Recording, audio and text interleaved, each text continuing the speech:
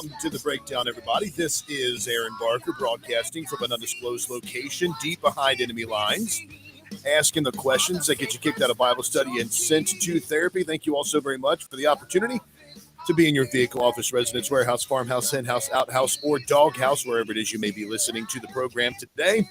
It's almost Christmas. All kinds of things we're going to cover today. We're going to be talking about some changes in background checks. We're going to be talking about the mentally ill being rounded up and detained against their will. The unvaxxed are at higher risk of something that isn't COVID.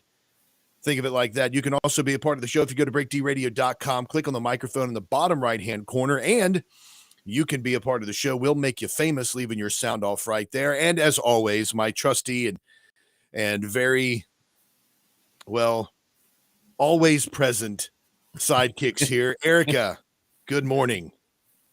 Good morning. Good morning, Bryan. What is going on? You're not supposed to do that. I didn't ask how you were. I said, what's going on? Oh, gosh. Okay. Gosh, Anything just like say good morning. Yeah, just Good say morning, everybody. How are you today? We're like mornings do. Welcome to the program, everybody. We got a lot of prizes lined up for you. I haven't quite made the executive decision. This might be our last broadcast I'm thinking it will be next year's Christmas Eve. So it might be our last broadcast before Christmas. We should have one, hopefully, before the end of the year. So don't go anywhere on that. Stay tuned for those announcements there. But anyway, you can also be a part of the show. We've got several places we're streaming. You can go to Erica's socials and Bryan's and mine. You can also catch us on YouTube, listen on Mojo and all that stuff. So let's start the show today with some interesting stuff here just to get things kicking and prime the pumps. We're going to dig right in there, and we are going to sorry, I just got to check just a second. We're digging into the chum bucket, and we're going to see what fascinating things are happening out there in the world. Now, you all saw in the show notes there was a clip that I didn't want you to watch, Erica and Bryan. You mean when you put show notes in there and ask us not to watch them, we're really not supposed to watch them? That's why I put the big bold block thing. You didn't watch it, did you? Am I the only one who follows instructions? Maybe. I guess you are. I doubt it. Yes, you are. You're like the mom of the show. God. Wow.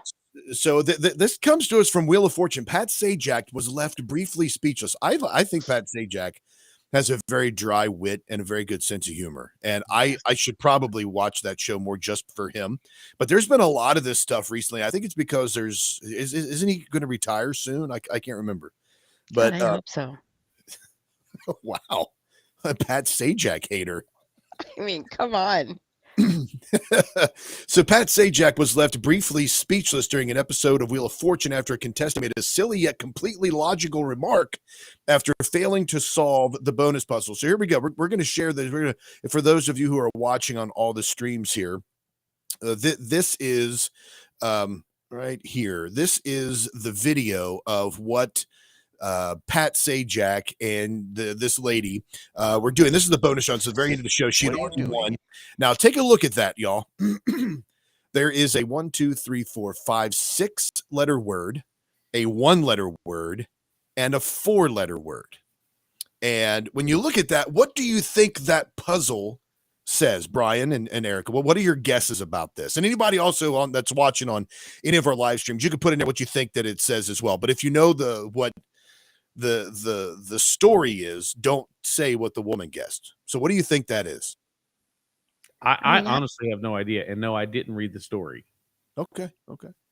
I didn't look at it ahead of time. A leap. I would think something a leap. Okay. I don't know. I'd have to think about it.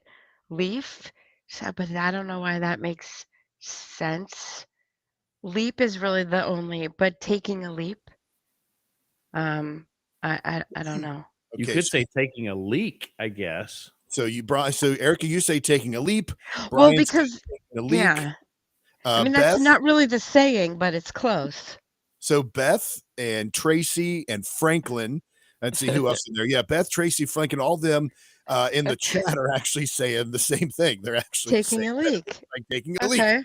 Let's see what this lady here either said or didn't say here on excuse me on the program. You have 10 seconds. Talk it out. Good luck.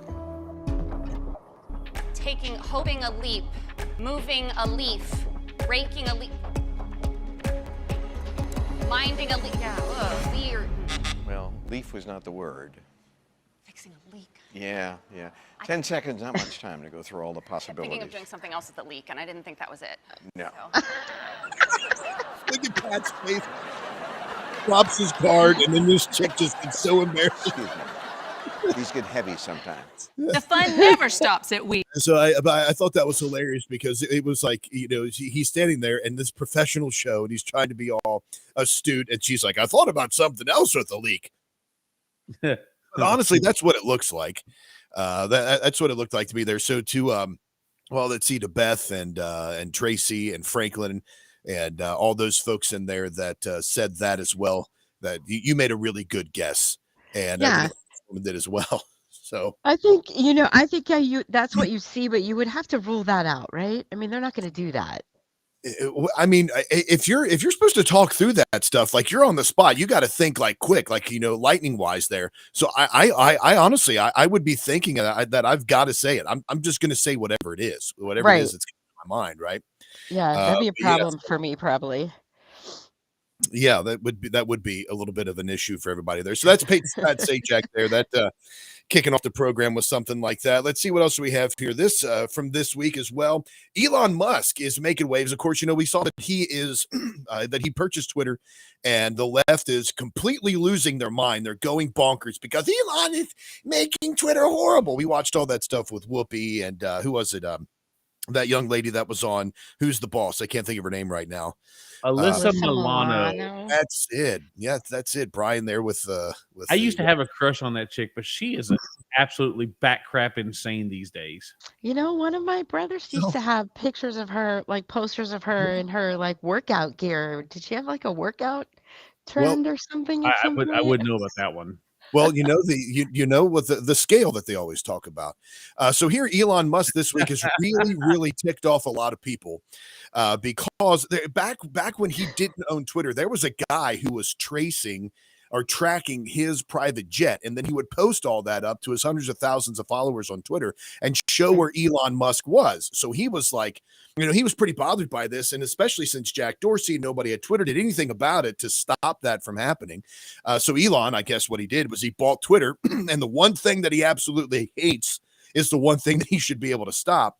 But what he did was he blocked or he suspended the account of the young man who was doing that. But not only him, he suspended Drew Harwell of the Washington Post, Ryan Mack of the New York Times, an independent journalist, Aaron Rupar, Donnie O'Sullivan of CNN, and Keith Olbermann as well. Evidently, they were doxing him and giving out his private information and just posting that to the world, almost looking for a way to get banned. But it says here that they were looking at this. Somebody was looking at the suspended accounts, said that he had been able to confirm that about half the accounts suspended had posted links that had enabled people to track Mr. Musk's jet in violation of the new doxing policy. It's unclear just yet how about the rest, but I think it's safe to say the rule is for real. Why is it that that's not a problem? People are freaking out about that. They're like, oh, free speech. Like doxing people, putting their private information out there, their phone numbers, their whereabouts, their addresses, especially for somebody like Musk, who is like reviled right now. I mean, that really honestly could put them in danger. I mean, I don't think people realize. I was going to say, Aaron, couldn't that be equivalent to the whole argument about you can't yell fire in a movie theater? You can yell fire in a movie theater if there's a fire, but if you're trying to incite issues, or if you're trying to if you're trying to trick people into wreaking havoc or whatever, then it's a call to violence. And that's, I mean, if you're doxing somebody, the very purpose you're doxing somebody for is so people know where he's at, so that they could potentially do something to him. Right. Okay. Can I? Sorry. Flag on the play.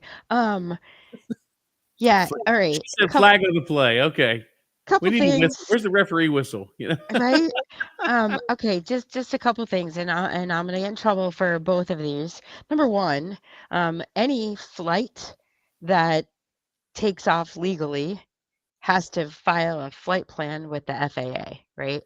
And as long as you have the tail numbers of the plane, you can track any flight. They Right. post them all, number one. Number two, public documents that are available for anyone who wants to log on to your city. Your house deed is a public piece of information that anyone can see. Right. And if they want to go and look for the address, they can go and get it. And if you it does, you're an asshole if you want to throw it out there with the intent of people picking it up because you know that they're angry and lazy and they're not going to go look it up themselves. But are you really doxing someone? Do you really have information that you're giving out that people otherwise wouldn't have access to? No, I you don't. think the whole purpose of it would be the malicious intent of it. The fact that it's not just, hey, look at this, I'm tracking flights and we're watching this and this is interesting. I mean, It's hard to you're taking prove. somebody. Well, I mean, it is difficult, but if you ask a person to stop doing something and they don't stop, I mean, you're Right. absolutely right. All of this information is public unless you purposely find a way to unlist your number. Back in the days with the yellow pages, I mean, anybody could pick up the yellow pages and look up your address and look up your phone number.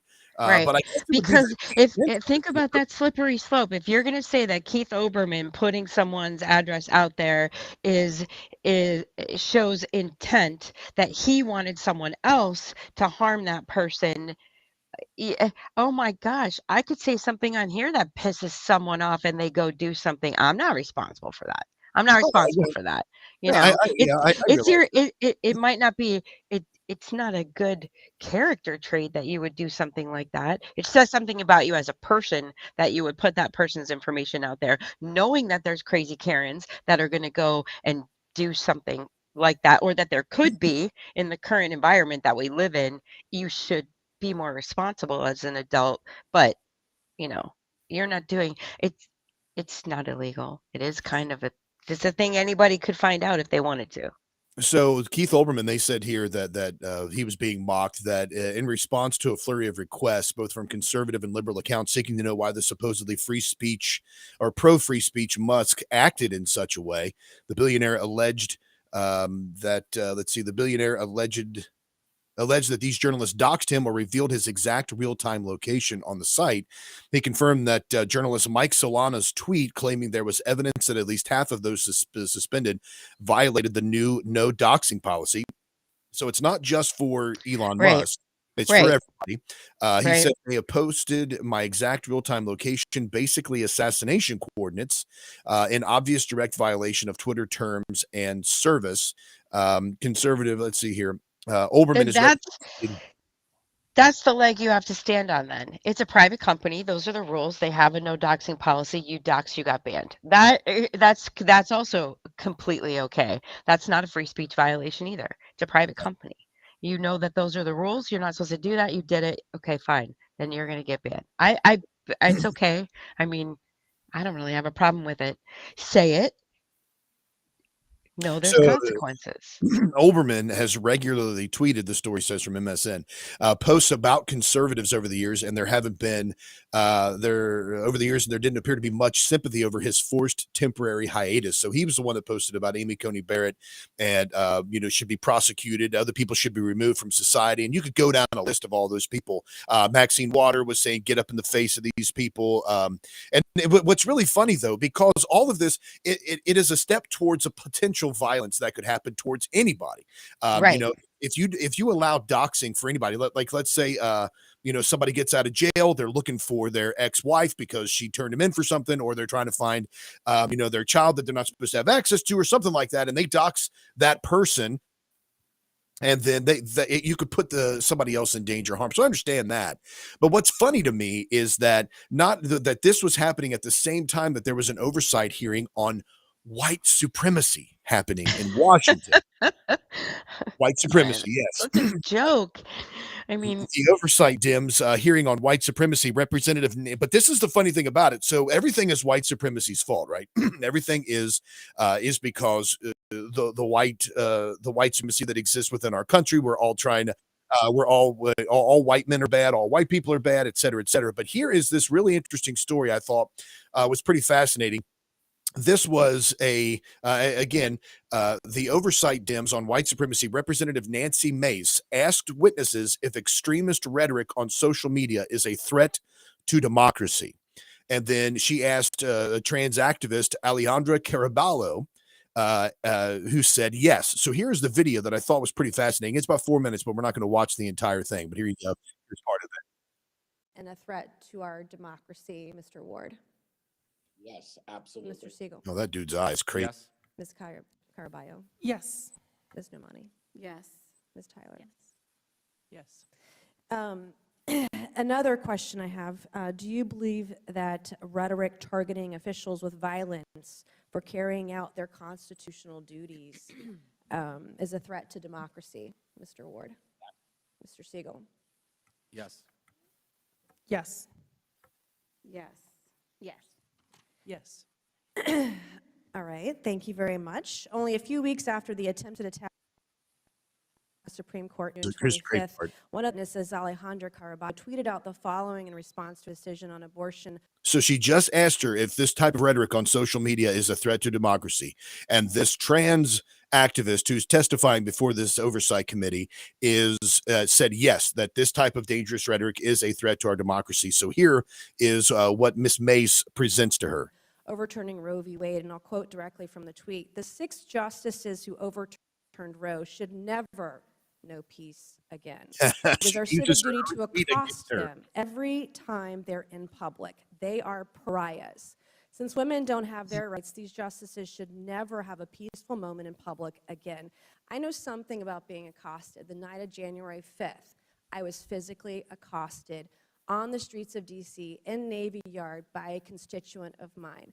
I fervently blamed rhetoric on social media, rhetoric at public events, for being physically accosted. I carry a gun everywhere I go when Good. I am in my district and I'm at home, because I know personally that rhetoric has consequences. I've had my car keyed. I've had my house spray painted. I had someone trespass in my house as recently as August. I've been doxxed on social media about where I live. And I've had to add to security everywhere I go. Often, because I can't afford it, I have to carry my own firearm wherever I go.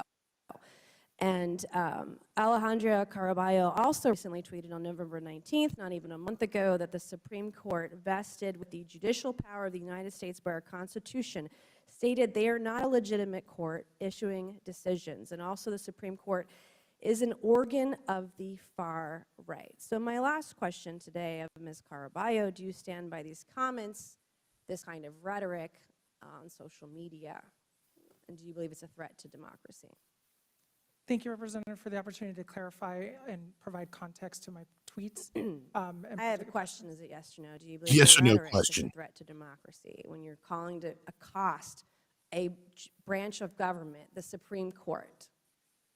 I don't believe that's a correct characterization What of you my tweeted, though. statements. Did you It's a not call tweet to that? action. That you thought that the Supreme Court justice Yeah, so that was the question. So she asked it, is it a threat to democracy? Yes, because they're not thinking about their own tweets, because in their own mind, and this is the way that leftists think, right? They In can their do no own wrong. they're saving our country. They're saving, quoting fingers, democracy. What they say and what they do completely justified. What Trump says, or what Elon Musk does, or what Alex Jones says, or what James Wood says, that's a threat to real democracy.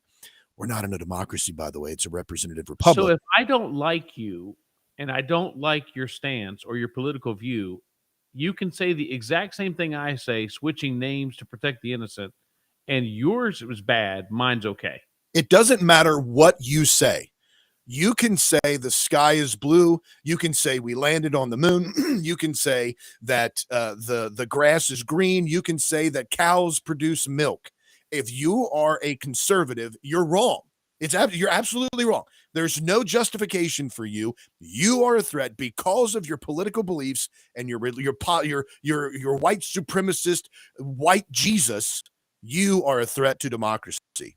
And it doesn't matter if the liberals say that the election was a farce in 2016. It doesn't matter if they say elections were stolen, or that there was Russian collusion, or that there was, the golden shower on Donald Trump from a document that from Russia that didn't exist. They can say whatever they want to, because in their mind, they are saving the country. It's the same way where a lot of religions can lie. They're allowed to lie about what they believe and what they are doing simply to get people to buy into their religion, right? That's okay for them.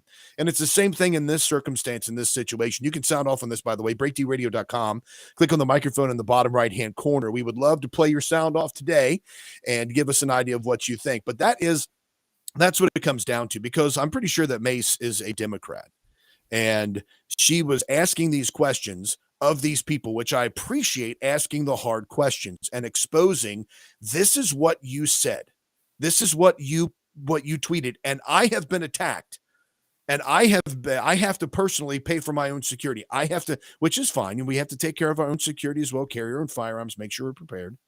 But how can you justify saying that this is a threat, but doing it on your own? And it's because it's a leftist ideology. Well, you heard her answer to the question. Her answer was just, I don't agree with your characterization of my comments.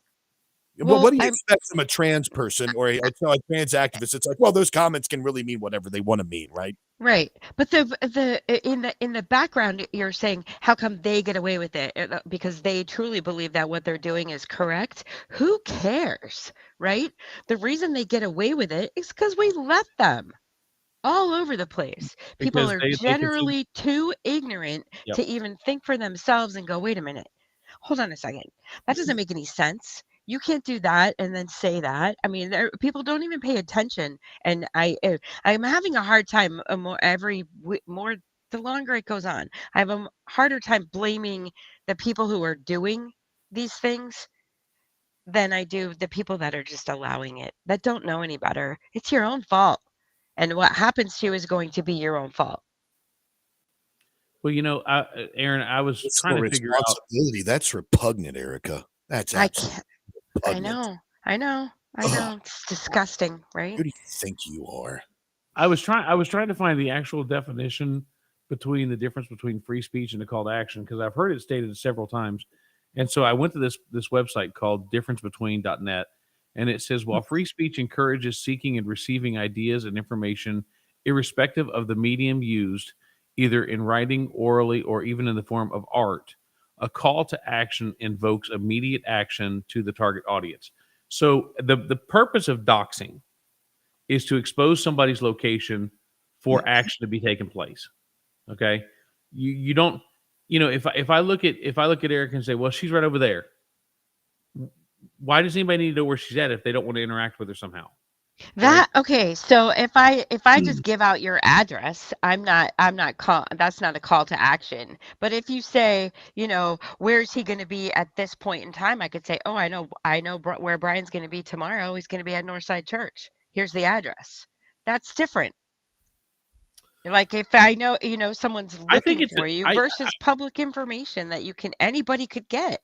I mean, I think it's a very muddy area, because there's a reason why people want to know the location of people like Elon Musk. There's a reason why people want to know the location of the president. There's a reason why, I think that, I mean, I'm not putting Musk on the same level as a president or as a dignitary, but I think there comes a time when that there's a reason why they're wanting that.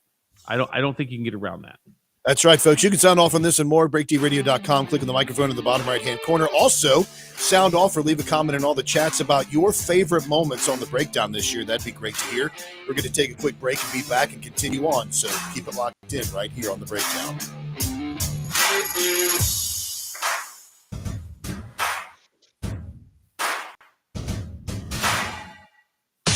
Asking the questions that get you kicked out of Bible studies and sent to therapy. You're listening to The Breakdown.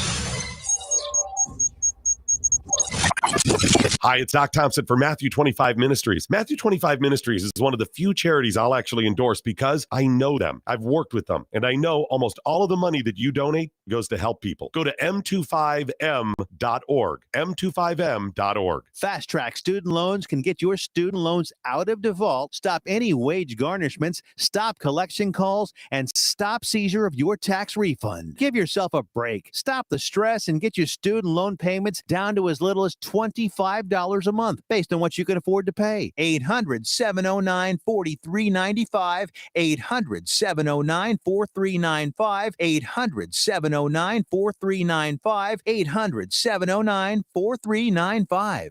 Why have thousands of aspiring authors teamed up with Christian Faith Publishing to publish their book? Because Christian Faith Publishing is an author-friendly publisher who understands that your labor is more than just a book. We provide authors freedom and flexibility throughout the publishing process, professional book editing, award-winning design, and some of the highest royalty structures in the publishing industry. And as always, you will retain 100% of the rights to your book. I was looking to find a company that I could trust, one that assisted in the editing process completely. The most important qualities that I was looking for was a publisher who was honest and upfront.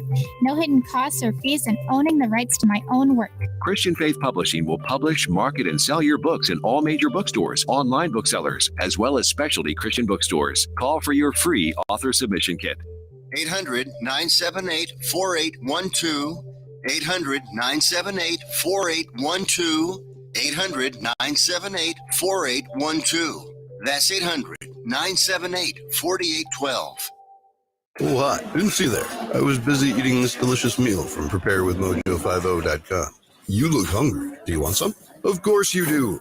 Get your own. You can go to preparewithmojo50.com. That's preparewithmojo50.com. You can't have mine.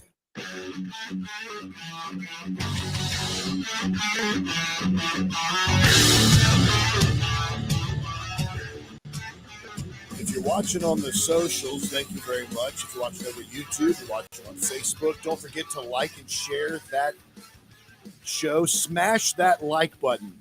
Smash it like Brian wants to smash Alyssa Milano. Smash it like Erica wants to smash some kilo. Wait. Let's don't go Smash there. it, like and share. Shut up. I'm doing my stuff here. Smash it and like and share it all over the place with everybody you know. With your brother, with your sister, with your favorite people all over the place. All right, so here we go. On with more stuff here.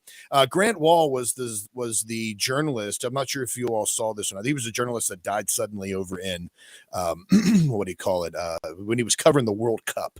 And his brother came out after he died and was like, oh my gosh, they murdered him because he wore a pride shirt. Because he was over in Qatar. He was actually held for a short period of time in Qatar because he was wearing a soccer shirt with a rainbow over top of it, in support. It was a pride shirt in support of the community.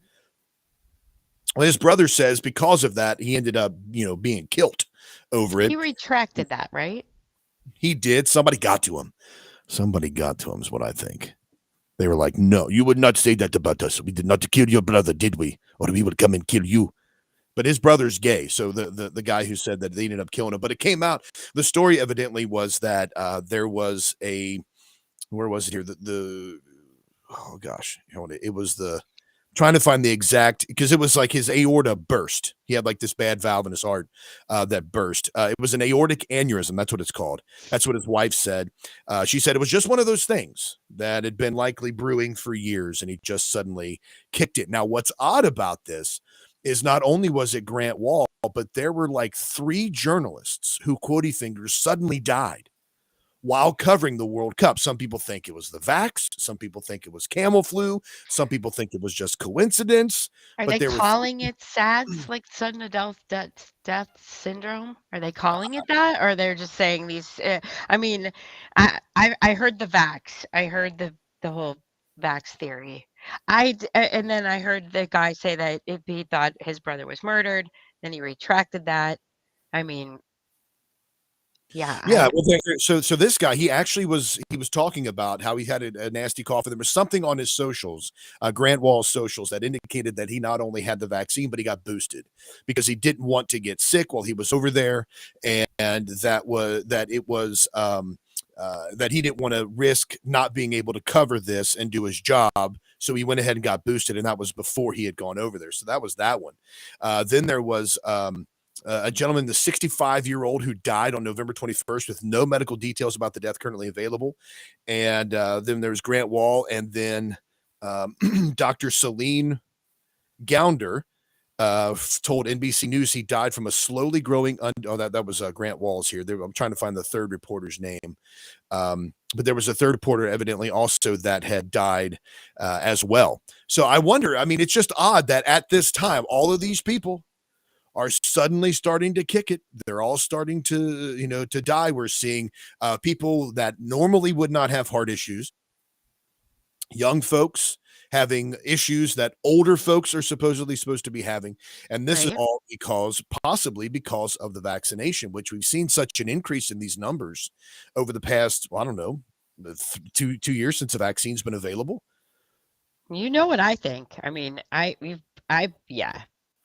Well, Erica, the vax is killing people, and if you had it, I'm sorry that you had to take it if you were forced to take it, but it's probably going to kill you. And I mean, that she's just a ray of sunshine this morning. Come on, you have a rise in myocarditis. If you go and look at the VAERS vaccine injury website, even on the CDC's own stuff, you can look at the number of injuries that this vaccine has caused. And I can't even believe we're still calling it that. In total is more than every other vaccination ever given to man in the time of it being recorded. Total all those up. And the COVID vaccine has killed more people and hurt more people. There's more injuries. I think you have to be a complete moron to go out and get this shot at this point. With everything that's coming out, yes. And not only are you saying that, but Ron DeSantis as well is saying that it's time that we hold the vaccine manufacturers liable for this. Now, if those of you who don't know, there is something called the Vaccine Court, which is a private court that was set up. And out of this court, there has been billions of dollars that have been paid out to those who are damaged by vaccines, not just COVID-19, but damaged by vaccines over the years, billions of dollars of that for the vaccine court. And the reason your tax dollars go to pay for vaccine injuries, and we call them vaccines, and this new one is an mRNA gene therapy, but to pay for vaccine injuries or adverse side effects or effects from these, your taxpayer dollars are paying it. Why? Because the vaccine companies actually are not held liable for the damages that were to come because of their vaccines. That's been something that they built into legislation years ago. Now, why would they build that into the legislation? Could it be the fact that there have been countless dollars that have been donated to these politicians from the vaccine manufacturers? So here's this. Speaking at a private gathering of the Republican Party of Florida over the weekend, this is last week, Governor DeSantis said that he plans to hold pharmaceutical giants Pfizer and Moderna accountable for making false claims about their respective COVID quoty fingers vaccines. With the help of Florida Surgeon General Joseph A. Ladapo, DeSantis says he plans to hold these manufacturers accountable for this mRNA because they said there were no side effects, and we don't know that, we know that there have been a lot. We did a study in Florida and found that we saw an 86% increase in cardiac-related activity in people ages 18 to 39. Now, this is not from just some crazy right-wing conspiracy Substack. This isn't from an alternative news site. This is straight from the mouth of an establishment Republican, Ron DeSantis, and he is saying that they did a private study where from ages 18 to 39, an 86% increase in cardiac-related activity. 86%. And that's just one of the side effects. And one of the side effects, I mean, the myocarditis in people that normally are not seen to have that condition is just one of the side effects. You don't even know what they all are. I mean, they're talking at this point, we've got Celine Dion with stiff body syndrome now. That's all apparently a new thing. Hey, did you know becoming a zombie and walking stiff is now a new thing that people are suffering from? What the hell? Oh, yeah. I mean, they're all side effects, all of it. And prove me wrong. Prove me otherwise. Well, we're not going to try because honestly, at this point, at this juncture, it is almost intellectual suicide for somebody to say that the vaccines are not causing an adverse reaction or that there are not any deadly side effects by this. Right. The increase in the heart events, the cardiac events, the increase in the blood clots, the increase in we got people in the chat room right now. You can watch on YouTube, Facebook, Twitter. You can watch on all of those. We got Debbie says that both her mom and younger brother are in the hospital now with COVID. That's, oh gosh, we have to pray for that. Brian, put that on your list, your prayer list. Yes, sir. Tracy, I'm not. If you want to discuss the conspiracy and craziness behind, are there nanobots in the vaccine that they're going to use the 5G towers to be able to control things in your body, or that you say or do? Okay, fine. That's out there, and we could talk about that. But if we're still discussing whether or not this thing is causing physical injuries to people and has side effects that they knew about and still might not be able to be held responsible, even if DeSantis sues them, because it's still an emergency act. They still don't have FDA approval for the actual vaccines. They have FDA approval for the emergency distribution of these things, and that has never changed. exactly. How do you even argue that at this point? Well, and that's the reason that's why people have to come get on the bandwagon of the information that's being released, that's being released by doctors. This is the information that's being released by medical professionals. This is information that's coming from boots on the ground folks who are in the hospitals watching people get sicker and get even more damaged and injured because of this. All of that. Now, here's one as well, because this is what it's leading to as well. There's one thing really important to remember about this is that COVID-19 was the catalyst for the Great Reset. Without COVID-19, you never would have been able to shut down all the churches, schools. You never would have been able to implement the emergency use medical authorization for the vaccine or the mRNA gene therapy. You would not have been able to see the reaction of people and how quickly folks would don a face diaper to protect themselves from something that wasn't even going to damage them.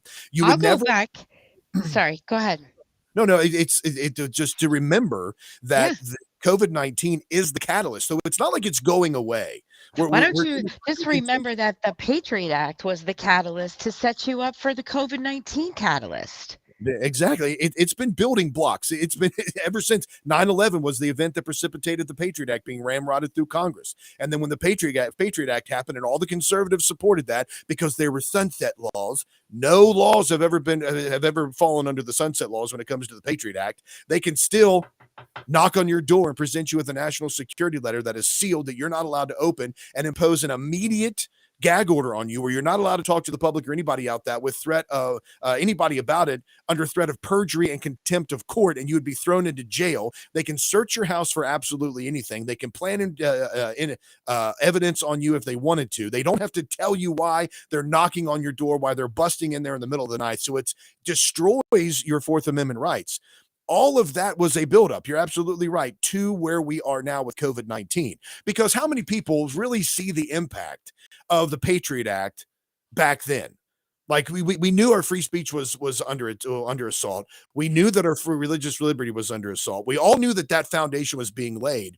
But then when it comes to something massive and public like COVID-19, where then they can actually push and hoist upon the public the shutdowns, lockdowns, face masks, etc. Now that affects everybody. So the mass test was to see how quickly everybody would subjugate themselves and lick the boots of the government to save them. That's where they knew how easy it was going to be, right? Like, and stuff that happened because of the Patriot Act that people are now complaining about, they still don't even go back and push it towards the right thing, right? Like, what do you have this civil asset forfeiture? That is completely due to the Patriot Act, and nobody will go back and blame that. They're just saying this is a thing, and it goes back to the beginning or wherever to put it all together. No, I understand, like, a mass hysteria, and you can't. I guess what, you're not going to be able to get the general public to go back and admit that they were wrong. But I mean, I don't even care anymore what I can get people to admit. Well, now all the information is exposed. The job becomes how we're going to communicate that information to people, how we're going to connect it to them on a level. Now, even though COVID-19 and the shutdowns, et cetera, were all done in a way to show how quickly the population would get onto the train cars and be shipped out to the COVID concentration camps. Even though it shows how easily it was, it also is a benefit to us because those who are talking about this and have been talking about this for decades, now is the time for us to say, see, it's not that I was right. It's not that I want to be right. It's not that I was trying to prove you wrong or that I want to get accolades for it or that I want you to tell me that I'm validated. It's me saying, look how easily this happened. Look how easily the government was able to control churches. I mean, how many people, because you can talk about the things, you can talk about the clergy response team, which has been around for probably about 15 or 20 years. The clergy response team was where FEMA was bringing churches, pastors, I'm sorry, was bringing pastors and then communicating to pastors how to interpret Romans chapter 13, verses 1-7. And they were telling them that those verses there were teaching your congregants that they had to give up their guns because the government said so. They had to give up their rights because the government said so. It's your Christian duty. You love Jesus. That's what you have to do. You have to give up your rights because of that. They actually had clergy. You can Google this or do your internet search. Look up clergy response team. And they were bringing these pastors in and telling them, when we come to confiscate the guns, you stand behind your pulpit and you tell your congregation to give us their guns because it's their Christian duty. And pastors, quotey fingers, did it. They did it. I think, Aaron. Well, hold on. You can talk. You can tell somebody that, and they can look at you like a cow staring at a new gate, or they can look at you like you're nuts. That didn't happen. But a cow staring at a new gate. But as soon as COVID-19 happened, and their Mr. and Mrs. Pastor, Mr. Pastor and Mrs. Pastrix shut down their churches over a cold. Now you can say, see, the clergy response team are the pastors who shut down their churches. Are you really listening? I mean, was that a good thing? I mean, you had the Not My Pope come out and say that you didn't need absolution from a priest. Now, I know it depends. If you're not Catholic, that doesn't mean anything to you, but when the Pope comes out and says you can go to confession in the sanctity of your own home and you can do it yourself, what in the world? What in the world? Yeah, although theologically true on that, for Catholics, oh my gosh, that's right. I mean, well, and I think the thing we keep overlooking here, number one, is Aaron, you use the air quotes about pastors. Any pastor who is going to let any government official tell them what they should preach, how they should teach, what they should say, whether they should stay open, I'm sorry. And this goes to any of my fellow pastors and my leadership who will sit here and tell me that, this is what we, this is what we do because it's the right thing to do. And so you need to shut your church down on Sunday. No. No. From now on, the answer is no. And every one of them should have known that the right thing to do would be to keep it open because that's where people need where do people run when they need comfort? They should run to the church. Yeah, but you can't have a revolution if the people don't communicate. Right? I understand that. And communication is being strangled. Communication is being completely strangled because anytime you have the social media that's contrary to what the quote unquote establishment says, it's being blacklisted or it's being, the profiles are being shut down or they're being blocked or whatever. But I'll go one step further than that, Aaron. When you were talking about the quotey fingers pastors, the one thing that the thing that bothers me the most is that we actually have a group of people in this country who look at that and say, I need the government to tell me what God is saying. I need whatever's going on in my life to be filtered through God or through the government. So God can't talk directly to. I mean, you're basically setting up the whole, the whole papal system, just like the Catholic priest does, except instead of having the Pope, you have government. And they do not have your best interest at heart. And you can go back and look at this COVID thing, Aaron, and the fact that, number one, we know that this virus was manufactured. We know that it was designed to do what it's doing. Big Country made a comment in the notes or in the chat a minute ago about, was it the vaccine or was it the actual boosters? And somebody responded both. I'm going to tell you right now, I've never had either one. And when I went to the hospital, the first thing they asked me was, have you had COVID? I said, yes. They said, okay, so you've had COVID. I said, yes. Well, you have blood clot issues. That's normal. Have you had the vaccine? I said, no. They said, thank God. So COVID itself is causing blood clot issues. And it was a manufactured virus to do exactly what it's doing. And I'm sorry, I'm off my soapbox.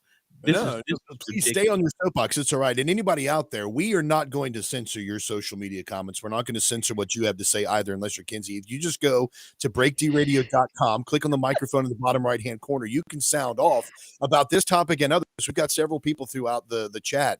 We've been talking about privately behind the scenes, and this is actually a great time to start it, is that we're going to start a breakdown prayer list. We've got several prayer requests started coming through on the line here that we would like to pray for. And if it's okay with you, we can say them publicly. You're saying them on a chat, but when we broadcast, we're going out to ones and ones of people out there. So if you're okay with us saying it live, just drop us a note in there that you're fine with us putting those prayer requests live there. And you can also leave those at breakdradio.com. Click on the mic in the bottom right-hand corner. There are several things here that I don't want to lose track of. First off, this story here regarding the vaccines. Duke University leaves a 14-year-old girl to die, denies life-saving transplant because she's unvaccinated. I told you that. Yeah. A dying teenager in North Carolina being refused care by Duke University because she's not vaccinated for the Wuhan virus. You cannot be on the transplant list any longer if you are not vaccinated. That is reckless and disgusting. And disgusting. Two Army veterans adopted a 14-year-old after she was brought to the U.S. from the Ukraine in 2018. She now requires a life-saving kidney transplant. Duke refuses to give that. When the Army vets adopted her, the Hicks family knew that she had a genetic kidney condition and would eventually require surgery. So they took her on knowing that they would allow that, okay? Knowing that they would need to pay for it, and they still took her on. And now, by providing her the kind of care that they feel is necessary, by providing the care that they know she needs, and withholding from her the vaccine, the mRNA gene therapy from her, now they're not allowed to do a kidney transplant. It says here that she fit in right away with Lee and Christy, the family, and their 10 children, 2 of which are also adopted. 14-year-old Yulia is outgoing and always positive. But in the fundraiser description, the only way Yulia will ever qualify for a kidney transplant at Duke is if she and her parents agree to get her injected for Fauci flu. A horrible injustice in itself. And not only that, but they're also saying that not only does she require the mRNA gene therapy, but they're trying to give her the HPV shot as well. Because, which causes cancer. Exactly. Like, can I tell you where is the logical outrage? Okay, let's just say you don't have anything against this vaccine at all. You think it works. You just aren't, or you're just not taking it, right? I'm not taking this one, unless you are telling me that you are verifying every Hep A vaccine, every measles, mumps, rubella vaccine, every chickenpox vaccine, which, by the way, was a new thing, and now they're saying you shouldn't do anymore. Yeah. Which vaccines do you now have to have? Because unless you're telling me that you're going to verify all of the government required vaccinations, then why this one? Why now? Right. Why? Why all of a sudden has it reached such a huge pinnacle where this is the icing on the cake? I mean, when you look at, and a lot of people do this too. My wife talks about this because my wife has been anti-vax or anti-jab before COVID. We have both been on the same page for years. But, when you're a mother, and of course, you know this, Erica, when you're a mother, all of your senses are alert. I mean, you're like a Navy SEAL in the middle of of Afghanistan. Everything is a threat. Everything is an enemy, right? But she knew even the vaccine schedules back before or at the beginning of our awakening. she knew that the whole vaccine schedule was bad. And we're like, look, we really don't want to give all these vaccines to our kids. We don't want At to the poke. same time, over this short time period, and by the way, most of the medical profession knows this and does not give their own children these vaccines that close together. And anybody who knows anything about your rights when it comes to the school system will tell you that they try to tell you through the schools that you have to do these at certain times in order to be allowed to attend class. Bullshit. There's an exemption even for that, and every single school has the paperwork that you can Well, fill out. here's my question. How do they know whether I've had the vaccine or not? How do they know whether I've had the They booster? keep records with the state. Even if you lost your paperwork, your medical professional that provides that shot is Because the required to state keep a never record. screws up any public records at all, ever. And they're requiring your doctor to disclose that information about you, I whether or don't have not a you've doctor. received it I and moved when. 400 miles away from home. I don't have a I doctor. had Are to you take my kidding? daughter. It's called My Chart. Yeah. It's like your driver's license. They You know share what? all the There are information. there are 3 hospitals here in Paducah, or 2 hospitals here in Paducah and 1 in Northern Kentucky, and they all use my chart, and none of them talk to each other. Mm. It took 4 hours for me to get a CT scan from Listen, one hospital to the other because they could not talk to each other 5 miles away from each other. that's a Kentucky thing, and don't get me started on that part. That's not a Kentucky thing. That's a stupid technology thing. That's a records thing. If I It walk works in here and fine say, where yes, I am. I've had all the vaccines and all the viruses, what are they going to do? Take a blood test to see? So I actually had to take my daughter to the emergency room the other night, and we obviously got to the emergency room. They took us to triage, and they asked me. They were like, "So is she up to date on her vaccines?" And I just simply said, "She's good." I never said yes. I never said no. I Right. just simply said, "She's good. She's good. She's good," Right. and she never asked me another question about it, and moved right on. And I'm like, that very simply, because there's also this compulsion where you feel like you have to answer these questions, where they dig down deep and they're going to put all this stuff in your chart. And it's like, look, I'll answer the questions I want to answer. Whether or not I have a gun in my home does not help my daughter's fever or her chest pains or my wife's, the nail that's sticking through my wife's foot. None of that is impacted by these stupid questions that you're Well, asking. now you're Aaron, back to one of the personal coolest answers- responsibility. One of the Right. coolest answers I've ever seen was Thomas Massey was at an event years ago, and that was right when Obamacare first came out. So they were digitizing all of the medical records and everything like that. And one of the requests that they were asking your physician to ask was, do you have access to a handgun? And I think that the actual question was posed, do you have a handgun in the house or do you have it at home? And he was standing in front of, there was probably 400 Second Amendment advocates here at this event. And he's standing up on the podium and he makes the comment, when the doctor asks me if I have a handgun at home, I'm going to say, no, doc, I brought mine with me. And he lays his 1911 up on the podium. And I was like rolling. I'm like, this is the coolest thing right here, because this is the thing. That doctor doesn't need to know whether I have a gun at home. That doctor doesn't need to know whether I'm vaccinated or not, unless that vaccine has some kind of contributing factor to my issue, right? It doesn't matter whether I've had the polio vaccine. It doesn't matter whether I've had the chickenpox vaccine. Take care of my body as it is now, or go get somebody who will. Right. Well, but that's where I'm saying you're back to the personal responsibility. You have to be your child, your family's own advocate in legal situations, in medical situations, in employment situations, in education situations. If you're relying on someone else to make the decisions that are best for you, then you have already given up your rights. Exactly. BreakDRadio.com. Click on the microphone in the bottom right-hand corner to add yourself to this conversation. We have several people through the chat already commenting on this. We have Linda, who's saying that she works with several people who got one or all of them. One died last summer, and one now has an unexplained seizure. Let's see here. We've got Tracy, who says that I'm afraid, or is my family need a blood transfusion? The blood would not be vax-free. That's that my father. They don't even ask you. My father-in-law had to go to the hospital. They were having an issue finding a match for his blood because he actually had COVID twice. He's never been vaxxed. He had COVID twice this year, and their antibodies were so heavy in his bloodstream. There were so many that they could not find a fitting a blood transfusion or a fitting donor for him. It was very difficult, is what they told him. Well, one of the things they're offering us, Aaron, is to actually bank your own blood down here. If you know you're going in for major surgery, you can go in several weeks in advance and bank your own blood in You case can do that. Yeah. And you can do that anywhere. They might not want to tell you that, but every you have to single ask, right. hospital has the ability to store your own blood donations prior to your own procedures. That doesn't Just really don't help put it in your own you. freezer because that gets creepy.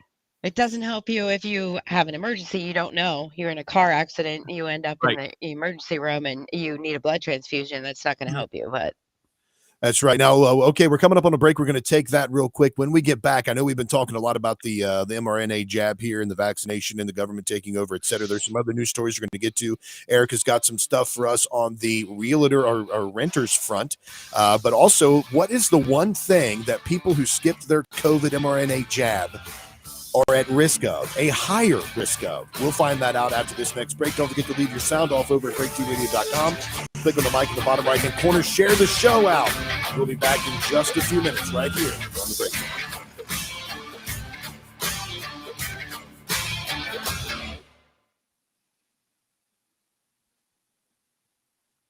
All right, we are out. We're going to have a new hour coming up here for all those who are part of this.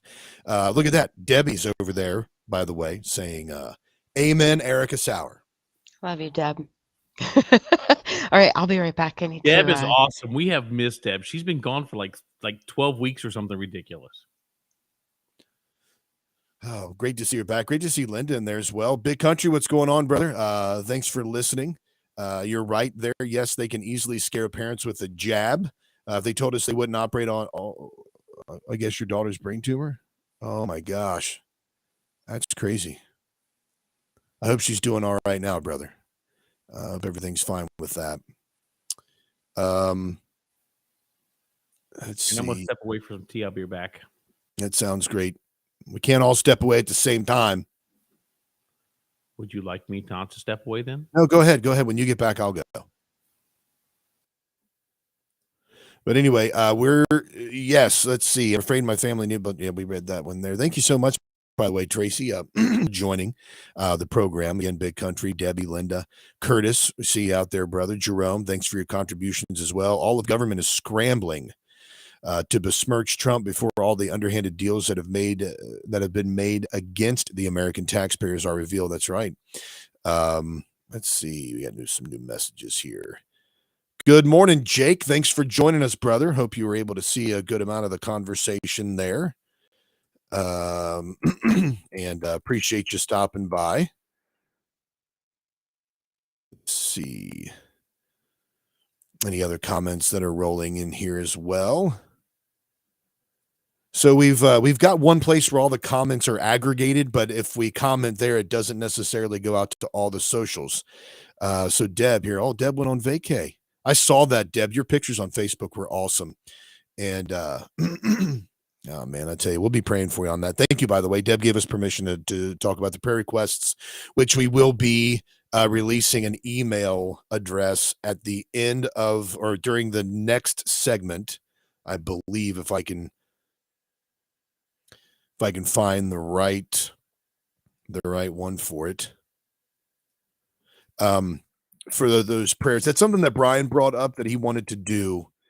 And for everybody out there that had a prayer request, something where they could share and have somebody to talk to and discuss their prayers, etc. So we'll be happy to do that. I'm just trying to find something real quick. We got a whole other hour. So if you are waiting right now before we come back on, you can head on over to breakdradio.com. Click on the microphone in the bottom right-hand corner. Those are uncensored, unscreened sound bites that you leave there. And you can do anything you can say whatever you want to. You can talk about the vaccine. You can tell us their favorite moments of the breakdown this year, which would be fantastic. If there's something special that you've seen or have there, that would be great. If there's something we've done that you've really liked or something we've done that you absolutely hated, whatever it is, let us know. And then also we will be talking about the 3 things we think you should know, plus the one thing that COVID is supposedly supposed to have done. So, hey, Erica, entertain. Hey. I'll be right back. All right. Hey, Beth, Merry Christmas. I'm just catching up here. Let me see what else going on in the chat. Big country. You know what, Robert, I was looking at that, right? Your comment in there about your daughter. Yeah. I mean, what would you do if they told you that she had to have the vaccine in order to get the surgery on her brain tumor? That's crazy, right? I mean, you don't know until somebody asks you.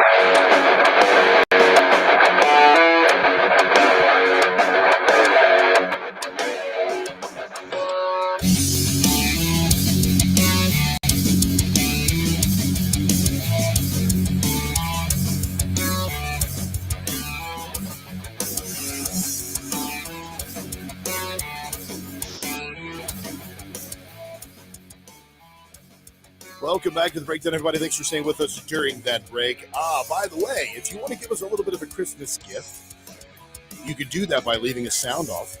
BreakDRadio.com, clicking on the microphone in the bottom right-hand corner. Another thing you can also do is if you go to the breakdown, and I'm going to share this so you can see it over on the screen if you're watching.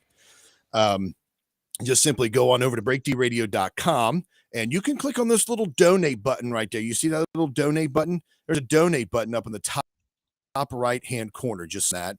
And you can donate to us after you read all the fantastic things we do. You can click on PayPal or buy me a coffee. Those two play donate right now. Buy me a coffee. Buy me a coffee. I like that. Buy me a coffee. Like buy me a beer, buy me a pizza. It's all like the same thing, but it's still pretty cool. Buy me a whiskey. Okay. Oh, gosh, that would be great. Buy me some Pat. Oh my gosh, that's. I mean, you got to. If I get some Pappy, I will share it with you. But I'm gonna have to tell you first, and you're not gonna be allowed to touch the glass until we know that you understand what is in front of you. Yes. Thank you very much for that. I've actually had some Pat Van Winkle. Funny enough, at a Bible study. And it was we went over there on a Saturday morning, and I noticed it on this guy's hutch where he had all of his other bourbons and whiskeys and such. And I was like, "Is that Pappy?" And he was like, "Yeah." Saturday morning Bible study. It was like 7:30 in the morning, and all the other guys went downstairs. He's like, "You want to try it?" And I was like, "Yes." I will tell you, everyone I've learned in the company knows me very well, because every gift I've received so far for Christmas this year is bourbon. Everyone, all different kinds. But I have more bottles of bourbon now. I almost think I need to throw a party just to have bourbon with my friends, because I have so much. I'm like, maybe I shouldn't be talking about whiskey so much when I'm around people I work with. But you know, evidently there's like a you're either a known alky. People just they just know what to get you, which is great. It's just a good, easy answer, you know. What do you want to drink? Well, this is what I drink. So it's easy for me as well. Like people, it's like people can get me a book or cigars, which is perfectly fine with me. I mean, obviously, I will take bourbon if somebody wanted to send me some really nice bourbon. I would definitely take that. But as far as like easy buying for, I'm really very, very low maintenance, especially for my birthdays and stuff. My wife always asks me what I want for my birthday, and it's very pretty standard what guys want for their birthday. And then Skyline chili. That's the other thing. It's like Skyline. Oh, absolutely. Do you like Skyline? You don't like Skyline chili? no, I don't. There's something I don't know what's wrong with it. Is there cinnamon in it? There's something not right about it. Hold on just a second. It's like Cincinnati style or something, and it's not normal. It's not what chili. No, there's some spice to it that I don't. The premise of your statement is incorrect, because you asked what's wrong with Skyline chili. The question is, what's wrong with you? No, I don't know. There's something that they use in their chili. that it doesn't appeal to me. How about, should we say that? I guess maybe. Yeah, there's wow, Brian, we just found out Erica doesn't like Skyline chili. Get her off the show now. You're out. Done. Leave. There's so many people on Mojo, like so many radio hosts on Mojo right now that would be happy for that to happen, Brian. We have secured the. I almost said something. She's like the unicorn, man. I mean, you know, everybody. The fact that she's part of the breakdown, I feel so blessed. Good question. Jake is asking. Erica doesn't like Skyline. How's this possible?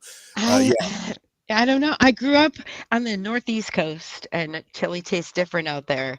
Then you come to like the Indiana, Ohio area, and they have this Skyline chili, and I tasted it. I don't know. It just tastes weird. What's in it? There's a combination. There's like nutmeg and cinnamon, and then there's Right. Those things don't belong in chili. No, Come on. it is a Greek style chili, so that's what it is, and that's why people that's why people find it unusual or different, because when you're talking about chili like Southwest chili, it's got beans and it's got chunks of meat and all that stuff in there. A lot of people will say, they're like, oh, that's hot dog sauce. No, it's a Greek style chili. That's what it is. Hot dog sauce. I mean, don't they also do something weird? Do they put pasta? They put spaghetti in their chili? Well, there's spaghetti underneath the chili. It's called a three-way. No, that's not what I call a three-way. But Oh, That's funny. all right, and now and Next. and see. So just so you guys know, yes, chili and spaghetti is definitely a Cincinnati region thing. We left Cincinnati and I moved to Evansville for a couple years. And of course, as you get further west, like barbecue is the thing down here. Everybody's doing barbecue for it. And so that was weird. But I miss the chili and spaghetti. I miss the three-way. I miss the conies. I went to Dairy Queen the other day, Aaron, and they have a chili dog. And I'm like, okay, I need a chili dog because I want a chili dog. And I ate it. I'm like, this is not a chili dog. This sucks. This actually has real chili on it. This is not cool. Now, I don't like soups, but I do like chilies. And then no, absolutely not. Oh my gosh, it's comments. No, we're not doing those comments. We're not doing those discussions. Okay, let's get into some real meat. Let's get into some meat and titers here on the show for everybody that's watching. We're meat and titers right here on the show. So, what is the one thing that people who did not get their COVID-19 mRNA jab? What is the one thing that they are more likely to get or to be in? To what? Eric, you have any guesses? To be in? Did you say? Well, let me say let me read the headline, and that way it might make a little more sense. People who skipped their COVID vaccine are at a higher risk of blank, according to a new study. I don't even know where to go with that. I don't know. All right, people who skipped. I know the answer, so it's not fair, but this is ridiculous. Go ahead, say it, so Brian can have an aneurysm. COVID-19 vaccine are at a higher risk of thinking on their own, having their own opinions, having a higher IQ, something like that is what I was looking for, Brian. But the headline is actually people who skip their COVID vaccine are at a higher risk of traffic accidents, according to a new study. Yeah, traffic accidents. Traffic accidents. Yep. It says here that if you passed on getting the COVID vaccine, you might be a lot more likely to get into a car crash, or at least those are the findings of a new study published this month in the American Journal of Medicine. Okay, well, where did they come up with this crack? Golly. Who believes it? Well, there's that. Who believes that, right? Yeah, I mean, I know you also saw this week that they were saying that if you didn't get your COVID vaccine, that you're at a higher risk of suffering from the effects of climate change. Climate change is to blame here. Yeah. Everything's to blame for climate change, and climate change. I mean, that's awesome. Sudden adult death syndrome is because of climate change. Yes. The ice caps are melting because I didn't get jabbed. All right. Yes, let's do it. No, they're not. That's not why they're melting. But you're going to be affected more by them melting than people who got the I'm going to COVID live vaccine. longer. Right. Right. They're going to be affected adversely by I that. mean, oh my God. Why? Yeah. Yeah, because evidently those who didn't get their COVID-19 mRNA jab are somehow less likely to want to run first. It says here in the story they found, and this is the thing that really pisses me off about this, aside from the fact that this is total bosh. It says they found that unvaccinated people are 72% more likely to be in a severe traffic crash in which at least one person was transported to the hospital than those who were vaccinated. That is similar to the increased risk of car crashes for people with sleep apnea, though only about half of those people who abuse alcohol. So you are at a higher risk of getting into a car accident if you skipped your vax than if you are an alcoholic who's driving drunk. Yep. So it says here, but what's the reasoning behind this? That's the question. The excess risk of car crash posed by unvaccinated drivers exceeds the safety gains. It says that skipping the COVID vaccine doesn't mean that someone will get into a car crash. Oh my God. Instead, the authors theorize that people who resist public health recommendations might also neglect basic road safety guidelines. Okay, wait a minute. What does that even say about how effective the vaccine is if the number of car crashes by people unvaccinated outweighs the safety effects of the vaccine? There are more what does that tell you? Exactly. What does it tell you about that? I mean, but what they're trying to say here is that people who did not get the COVID vax, that they don't have common sense to read roadway signs, obey traffic laws. They say, well, why would they ignore the rules of the road? Distrust of the government, a belief in freedom, misconception of daily risks, faith in natural protection. Listen to the stupidity of this. Someone who doesn't get a vax believes antipathy toward religion. They have a faith in natural protection and antipathy toward regulation, poverty, so they're telling you that because you believe in freedom, because you have faith, because you distrust the government, you're a jackwagon who doesn't have the common sense to follow regulations and follow traffic signals and traffic rules. So you're going to the reason you feel like this is because you didn't get vaccinated. So just go get vaccinated and all those feelings will go away. You know, I've learned exactly something here. because it will numb your mind. You're exactly right. Your pineal gland will further be hardened. No. Your desire to okay, but at what point do I get to now go to the fact of, you know what? I'm good with it.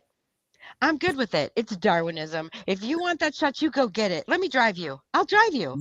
Do you need your booster? I'm going to start a service that picks up people and takes them to get their damn vax. Because if that's what you want at this point, I'm all for it. But I'm ready.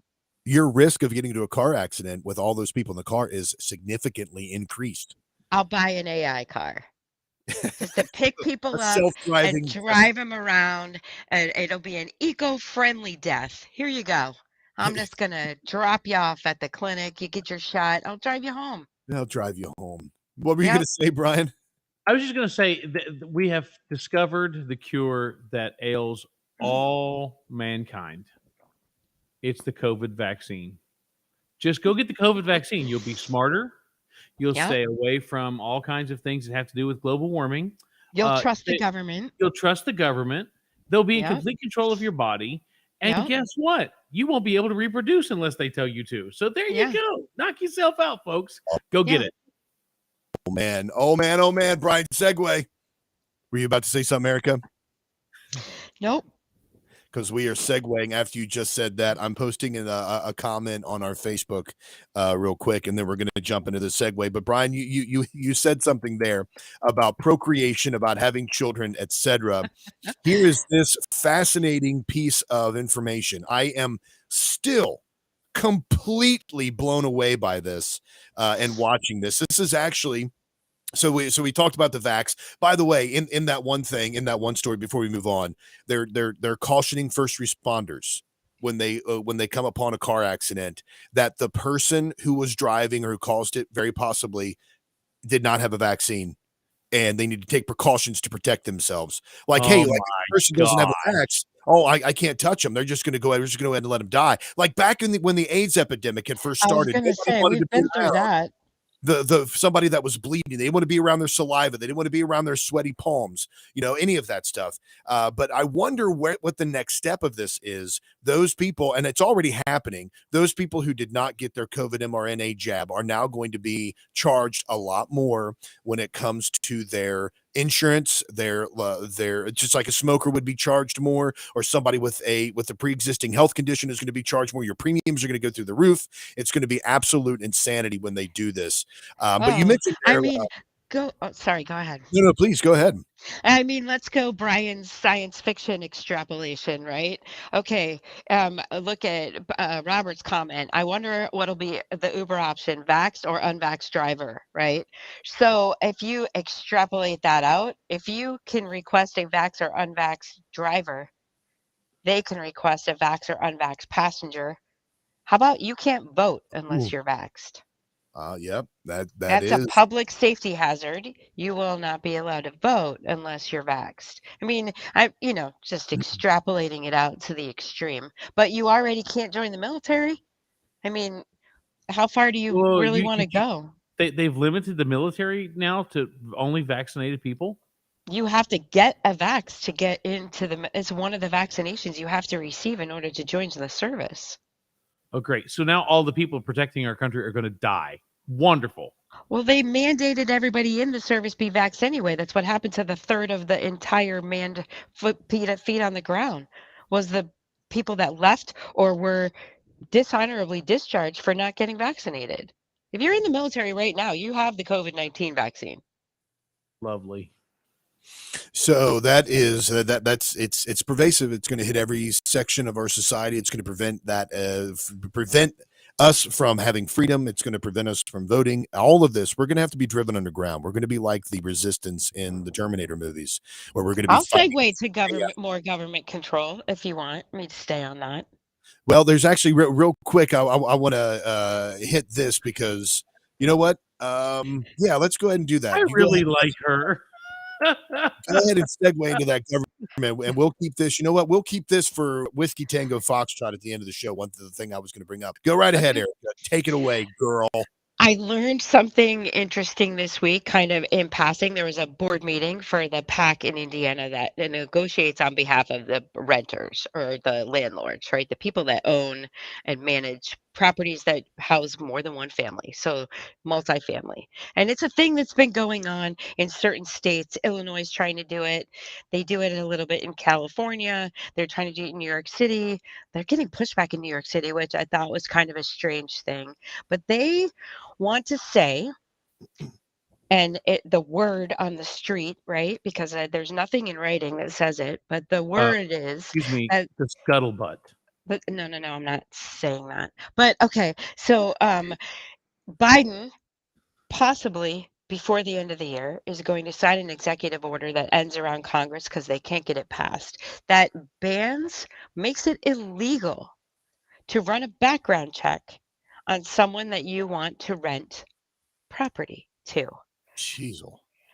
Which means, I mean, I don't know if you guys know how much time goes into fair housing and what you can and cannot ask and what you do and do not have to have. Like, you have to have the same credit as everyone else in the place. You have to run the same background check. Everybody has to be held to the same exact standard. And if you work in that industry, or if you even rent a property to someone, you have to continually get certified on new fair housing laws, new things you can't say, why you can and cannot rent to them. What you basically are held to these regulations. So now if you are going to say that you can't background check people in order to move them in to a rental property, you cannot require that. You just throw out decades of fair housing legislation. It's gone. It's absolutely they're gone. saying that. So they're saying they're saying that if you do these background checks on It's people, illegal. now what is their basis of that? Like where are they coming Discrimination. from?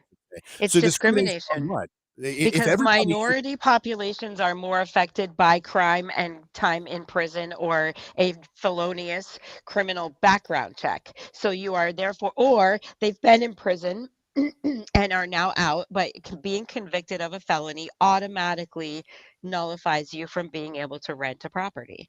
You So because cannot. you're a dirtbag and Right. you want to move into my condominiums or you want to move into my neighborhood, I Right. can't know anything about it. Right. And so just Okay, just check. imagine they're saying that they're just going to say in the executive order, oh, don't worry. Oh, don't worry.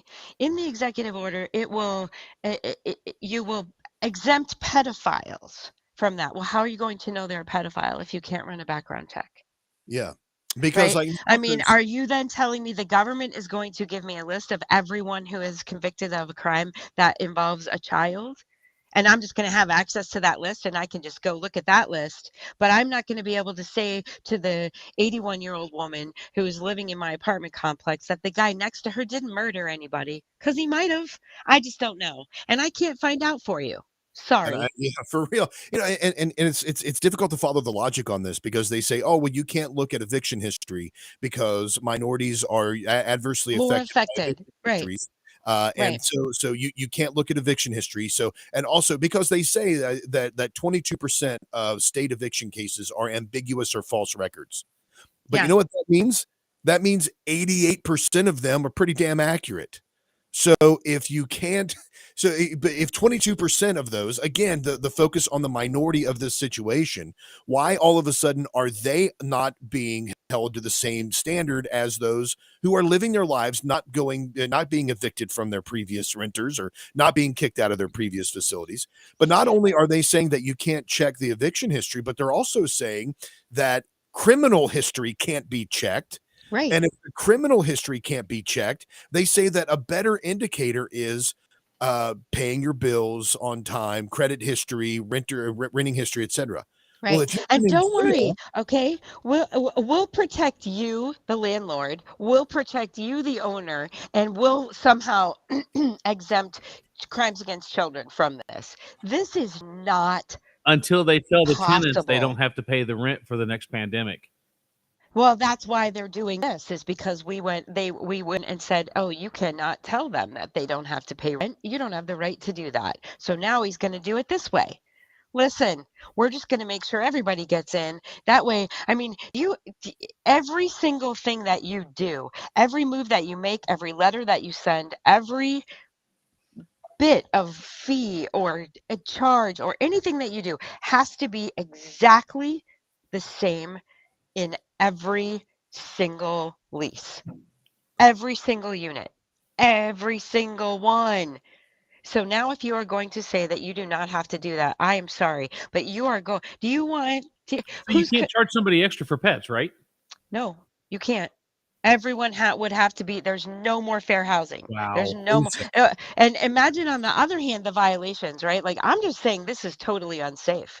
I can no longer guarantee the safety of one person from another in a complex that I either own or manage. And if I live there, I can no longer assume that everyone has been held to the same standard of both credit check, income verification, and criminal history.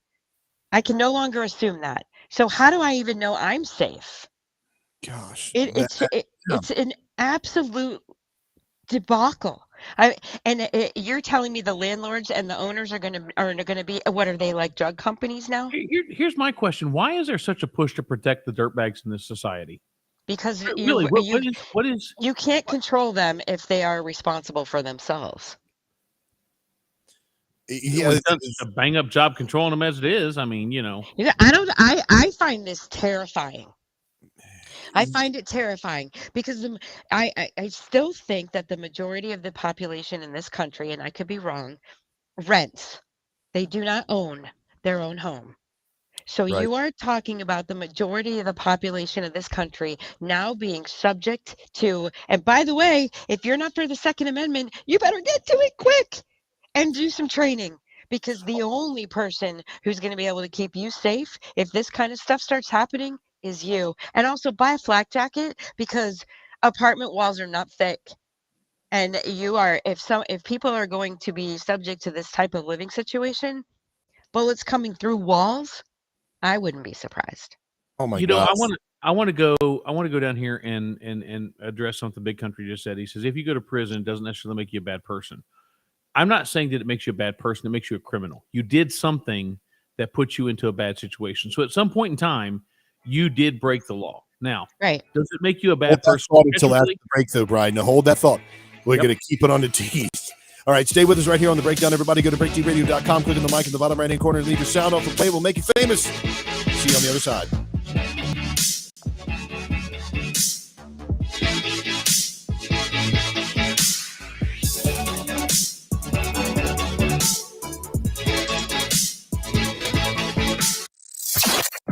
Fighting for your right to be wrong. Mojo 50. Supply chain disruptions, shortages, panic buying. Unfortunately, they've all become facts of life in 2021. The good news is you have preparewithmojo50.com as a hedge against all the craziness. At preparewithmojo50.com, not only will you find emergency food supplies. Remember when that seemed like a fringe conspiracy theory thing to do? Not so much anymore, right?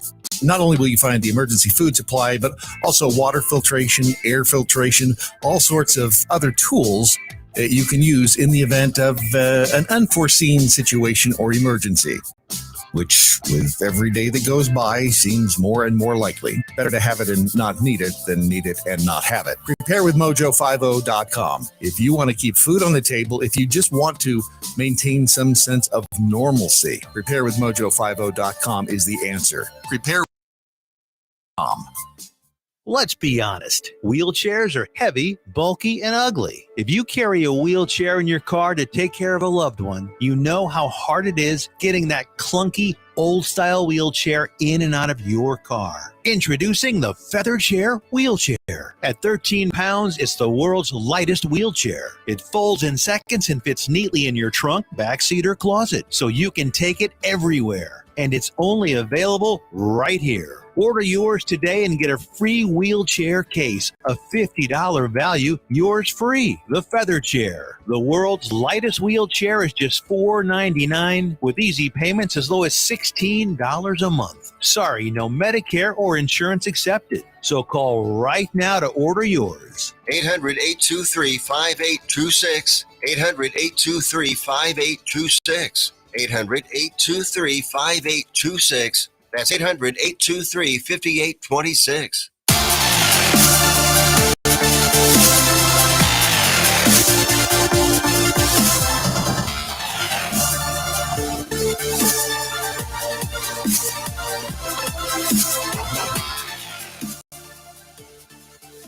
Bunch of racist bigots out there in our comments section saying that discrimination is okay, lawful and legal discrimination, what Kinsey says here. Yes, this is discrimination. It is good and lawful. And I'm sorry, just a second. with the appropriate accent, okay? Yes, it's discrimination. It is good and lawful discrimination. That whenever somebody puts caps, that's what you have to think. That's how they're reading it. Like when I put in the chat, check me. That's what I was doing right there. I was just simply telling you all to check that. Anyway, so Kinsey said it's good and lawful discrimination. He says here, all discrimination is not bad. We need to quit reacting to trigger words. Whoa. I'm sorry. Hold on. We need to quit reacting to trigger words.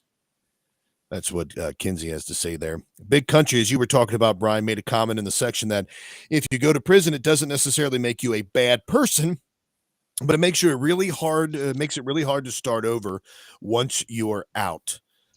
Okay, and I also I replied to that with horrible spelling. So let me clarify, Robert.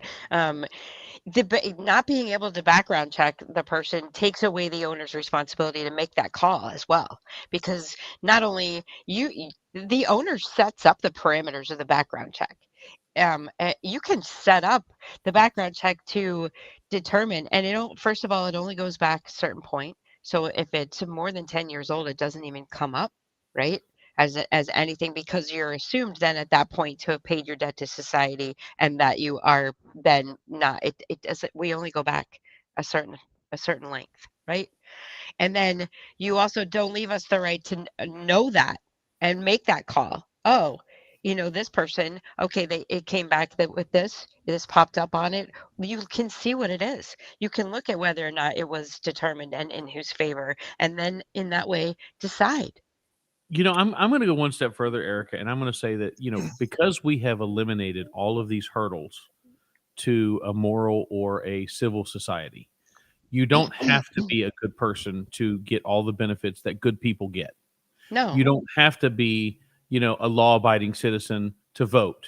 You just come into the country and we'll let you vote. We'll encourage you to vote. You don't have to be someone who tries to work hard to get benefits when you need benefits. You don't have to be somebody who's put in your time and effort and gotten the experience to get that promotion. We'll just give you one. You don't have to win the race. We'll give you a participation trophy.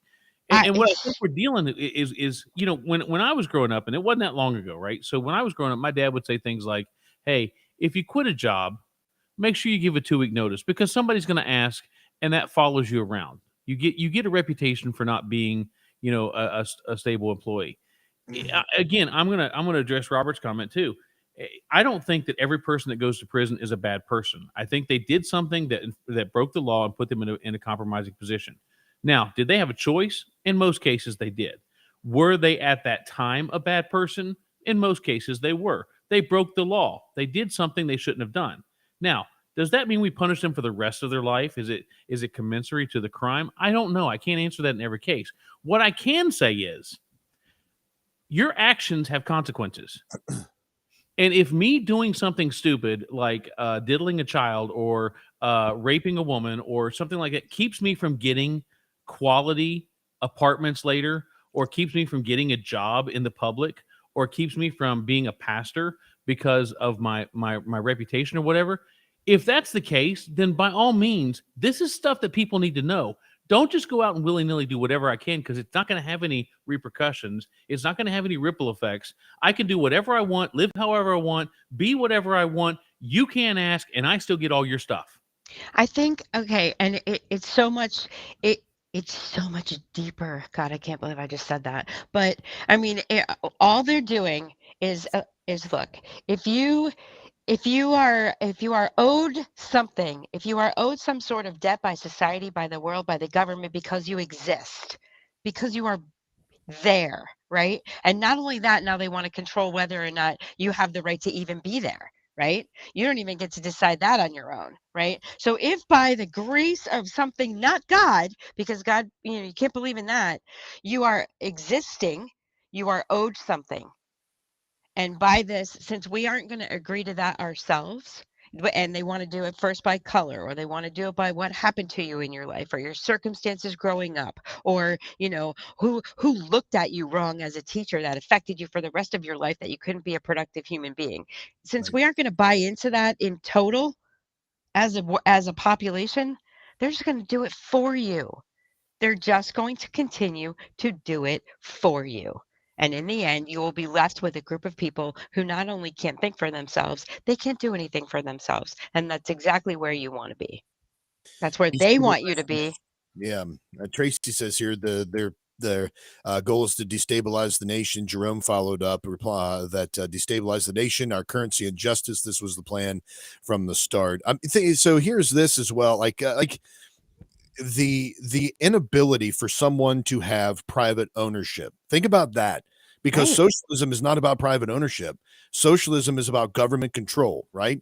The government wants to own your property. You will not own any property. You will not own a home. You will not own a car. All of that. The government has rent control set in place. They have laws that regulate and prevent landlords from certain things. So here is just yet another way that they're saying, oh, you have to let whomever, if somebody just comes in off the street and fills out an application, you're not allowed to check to see if that person's going to be a good enough tenant. You have to put them in there. If not, it's discrimination.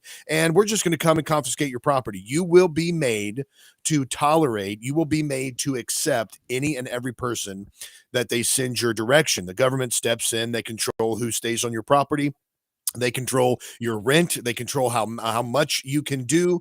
Or how much you They can will charge. control Process. other than verifying the fact that you supposedly make enough money to live there, which that's the only thing that you will be able to verify. And can I even do that? How am I supposed to do that? If I can't run a background check, I can't determine whether or not you make your money by running hookers. Yeah, and whether or not you're going to be running those hookers or those drugs right out of your rental property that you're paying me for. Yeah, but if you put them through Venmo, they're going to tax you. If they put them through PayPal, they're going to tax you, especially if it's over $600. And I mean, I don't know much about how much prostitutes cost, but I would assume a good one costs more than, $600. $20, same as downtown. All right, Debbie. I don't even know about that. So, Debbie says here in the comments, they just want us all to become forever dependent on the government for all our needs. That's exactly right, Debbie. We agree with that. Now, since it is Debbie, Debbie give us permission to put her prayer requests out there. So she's got several you can read in the chat from earlier. Her family, of course, dealing with COVID and right now. So be praying for her. Right, Brian. Do you want to release the email address, or do you want me to release the email address? Go right ahead, brother. Hounds. Okay. We have an email address or an email, and the email is fervent prayers, the number 4 me, fervent prayers for me @gmail.com. This was something I started a couple of years back as a prayer chain or a place for people to go and suggest or give their prayer requests, and then for others to be a part of as well, so that they can be part of the prayer team. So we'll make sure that if you out there would like to be a part of a prayer team, we'll have Erica do your background check and ensure you're not a jack off crazy person, and then we might let you be part of the prayer team. But if you have any prayers in the meantime, fervent prayers for me @gmail.com. Brian just put that into the chat. We'll try to remember to drop that into the show notes as well. So here is what I am suggesting, my nomination. We've got a busy show. We got a lot of stuff we want to get to the rest of the program here. We've still got bad theology to get to. We also have Whiskey Tango Foxtrot as well, which we want to hit because it's going to be a bit of a larger one. Right here is my suggestion for Father of the Year. A Russian father, and this is what he did. A Russian father who forced his pedophile best friend to dig his own grave and kill himself after discovering he had sexually abused his daughter, who was 6, is freed from jail a year early after serving just 6 months. His name is Vyacheslav Metrasov, 35. He's been again? Vyacheslav. Shut up. Repeatedly sexually abused his daughter, then aged 6. Matrasov made the pedophile dig his own grave after seeing evidence on his phone. Then he made the guy kill himself and secretly buried his corpse. Oh my gosh. Yeah. I'm not a pastor, so I'm kind of okay with it. I'm looking at this and I am like, oh my gosh, this guy. This is his best friend. His best friend. I am a pastor and I'm okay with it. So there you go. I mean, it was the most humane thing he could have done. Right. I mean, it's absolutely, I think, if I found out about that as well, you'd be hard pressed to not experience some kind of wrath. I mean, like, my daughter has to live with this for the rest of their life.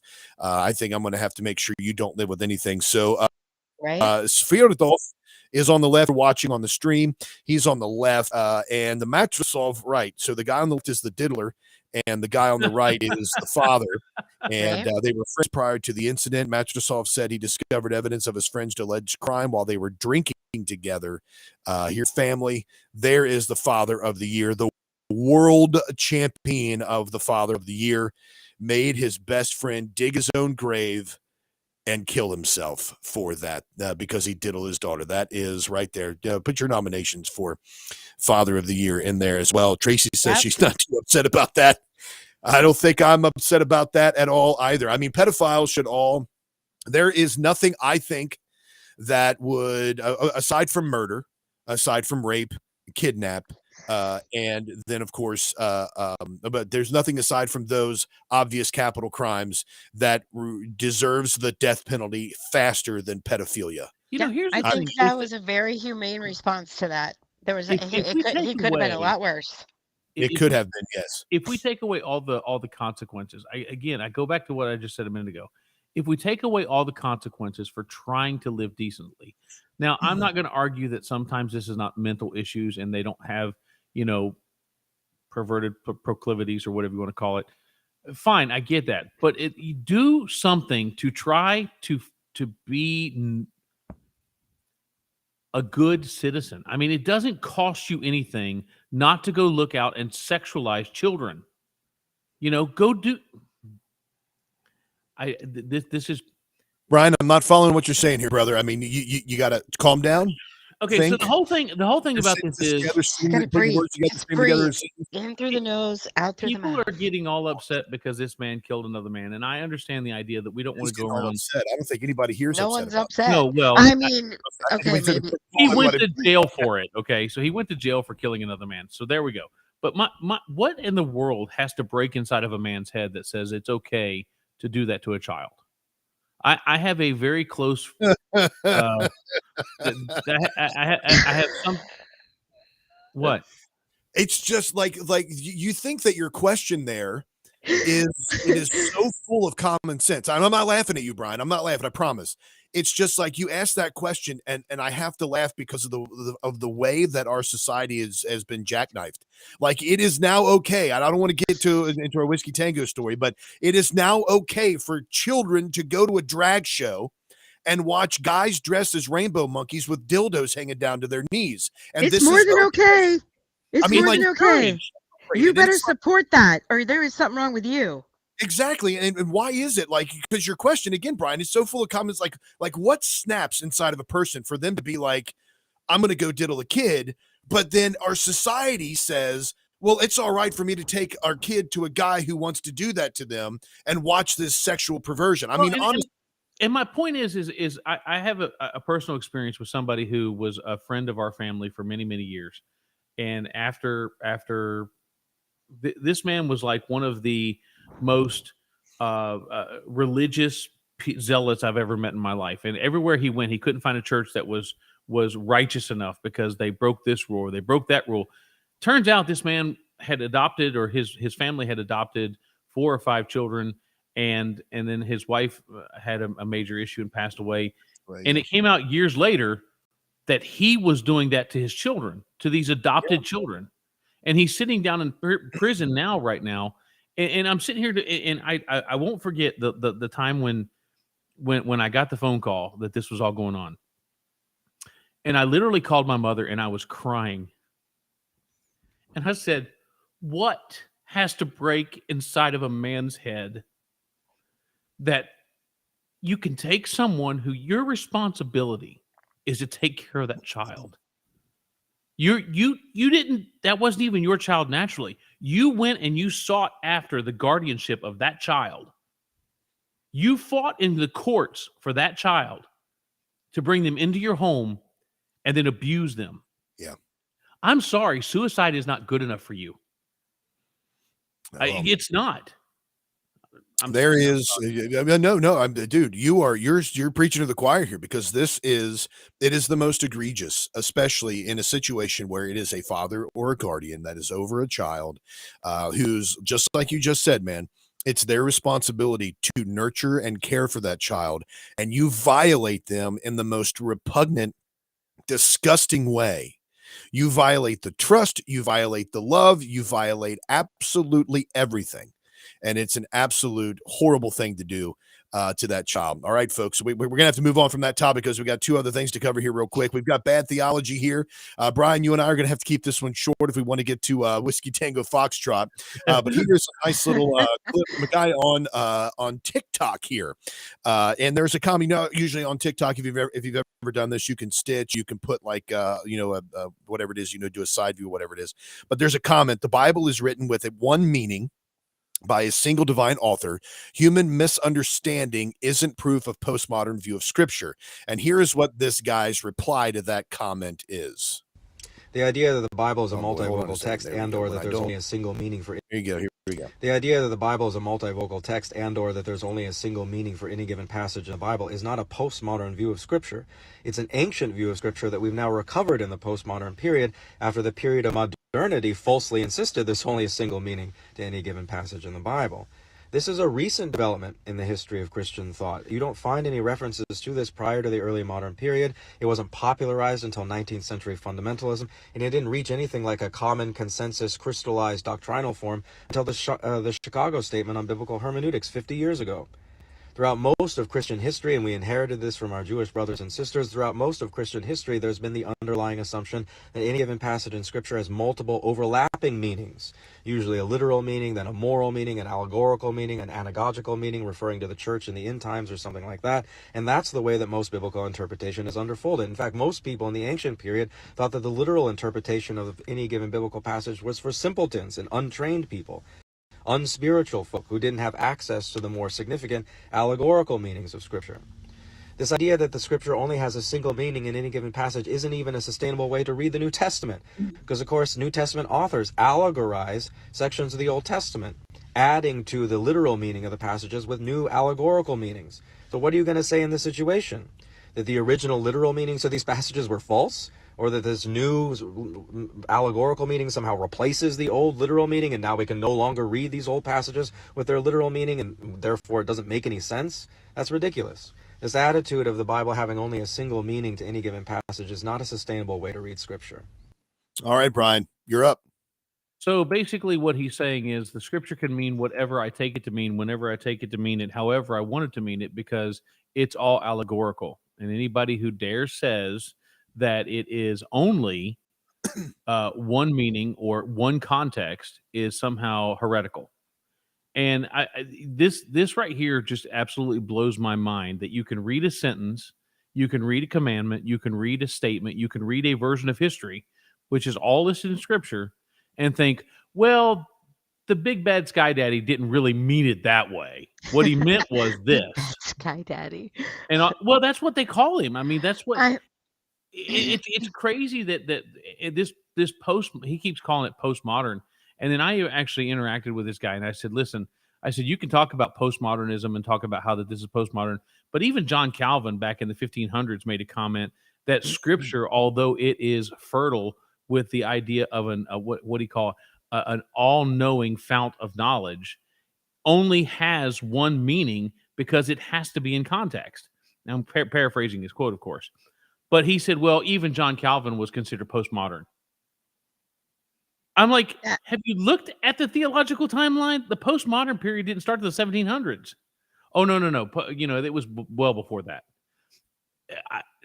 I get so upset when, and I've got a friend of mine now who's really trying to tax me because they're talking about all the time about getting theological views from TikTok, which I'm sorry, ladies and gentlemen, if you're getting your theology from TikTok, just turn it off. Unless it's from the breakdown at Break T Radio. Well, there you go.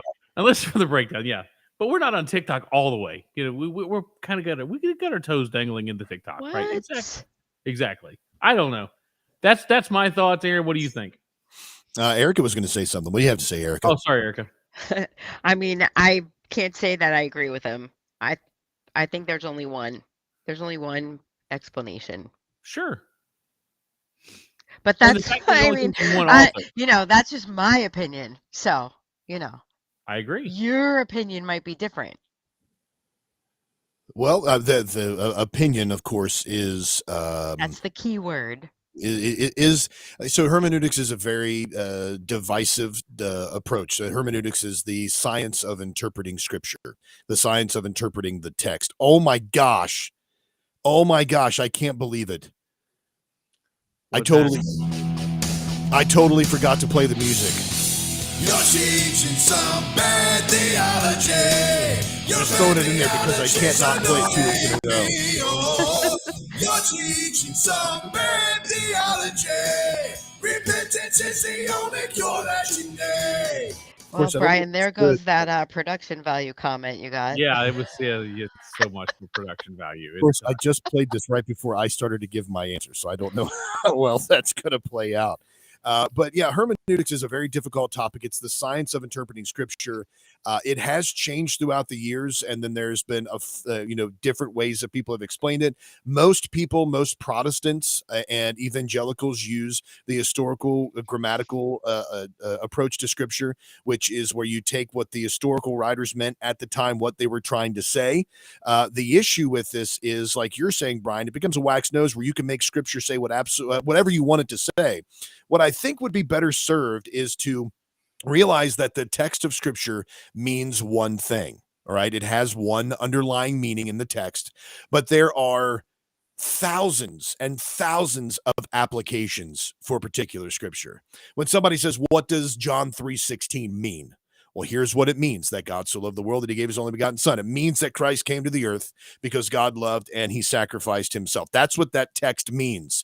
Now, what is the application of that scripture? Well, you could go with different ways with the application of that scripture. We can give up our own comfort for other people because we love them. You can approach that scripture with an application, but not change the meaning of that, if that makes sense. I think that's how it's supposed to be done. It is. I mean, it's like a tree, right? I mean, the trunk is the base.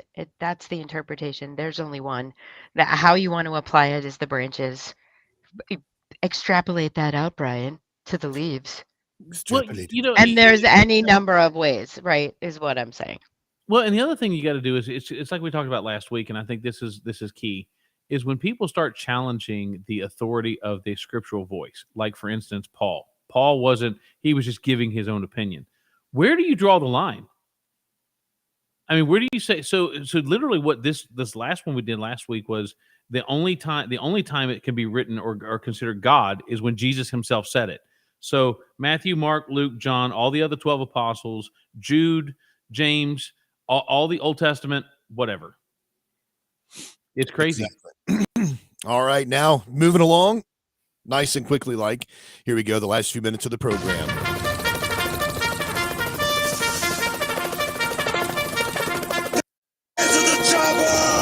Whiskey Tango Foxtrot. That's right, ladies and gentlemen. This is the time of the program where we scour the internet and we look at things and go, "What the foxtrot is going on there?" First one we have up on this, and this is where we almost got into this a little earlier. All age. When I think Christmas celebration, when I think lights, and I think about Jesus, I think about the Christmas trees, I think about all of that stuff, because that's what the spirit of the season is. You know, we celebrate the birth of Jesus Christ because he came into this world to die for us sinners. And then I also think about something like this: an all ages Christmas drag show. This is where people with the names like let's see, this is a drag queen Christmas. Now, if you're watching, this is pretty graphic, but this is an all ages Christmas mega thread. Yesterday, a blatantly sexualized show meant to groom children was hosted in Austin, Texas. This is a national tour coming to 36 cities in 18 different states. Check your local listings to see where it's coming for you. There is so much to go over. It'll be covered in this, but the completely inappropriate routines included one performer named Jimbo the Drag Clown dancing with his breasts in a box, but the vulgar term for breasts, as a song repeating those words blasted over PA, screwed off the red-nippled reindeer. Mm-hmm. Dancers depicted sexual acts multiple times, while the video of shirtless Santa whipping a sleigh led by shirtless men played in the background. Let's see what else here. Male dancers wore kink harnesses, and a drag queen talked to a child in the audience and complimented the mother for bringing them. Another performer called Crystal Method licked his peppermint candy breasts at the end of his dance routine. Let's go ahead and play a quick video.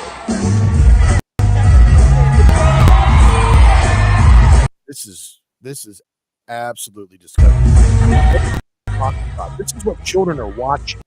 Yeah. Parents willingly taking their children to this right here. Yeah. This is their celebration of Christmas. And these are guys.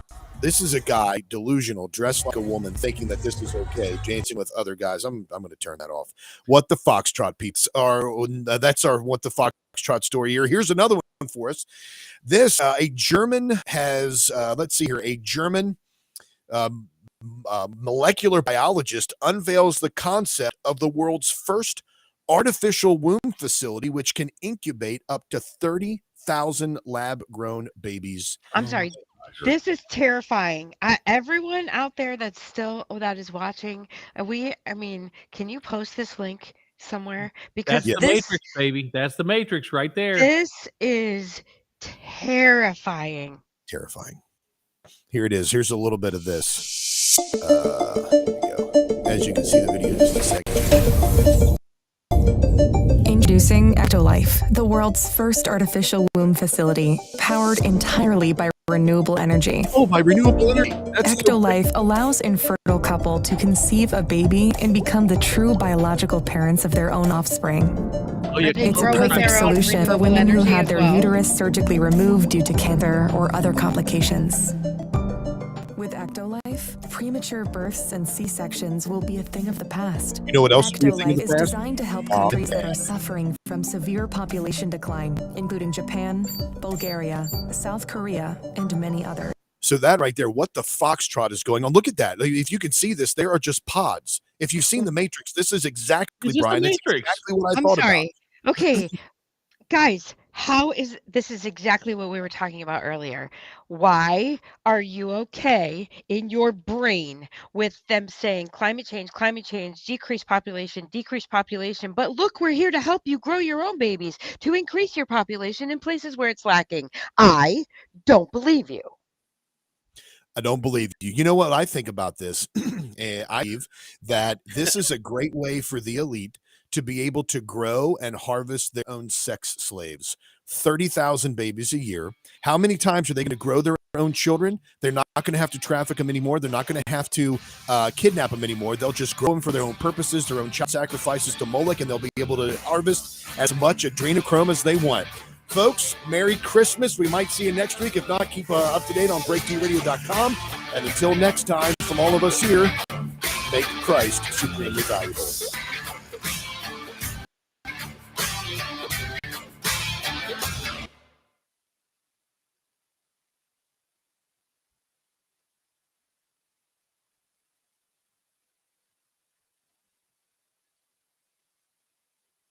All right, we are off the stream, folks. That's so anybody that's watching still, you can we're still hanging out here for a minute. But yeah, that is this whole video with this thing. I need to get to this part of this. You can, oh gosh, hold on a second. You can track on an app. Special section in the app allows you to watch a time lapse of your baby's growth and share it directly with your loved ones. Because babies can recognize language and learn new words while still in the womb, Ectolife growth pods feature internal speakers that play a wide range of words and music to your baby. Through the app, you can choose the playlist that your baby listens to.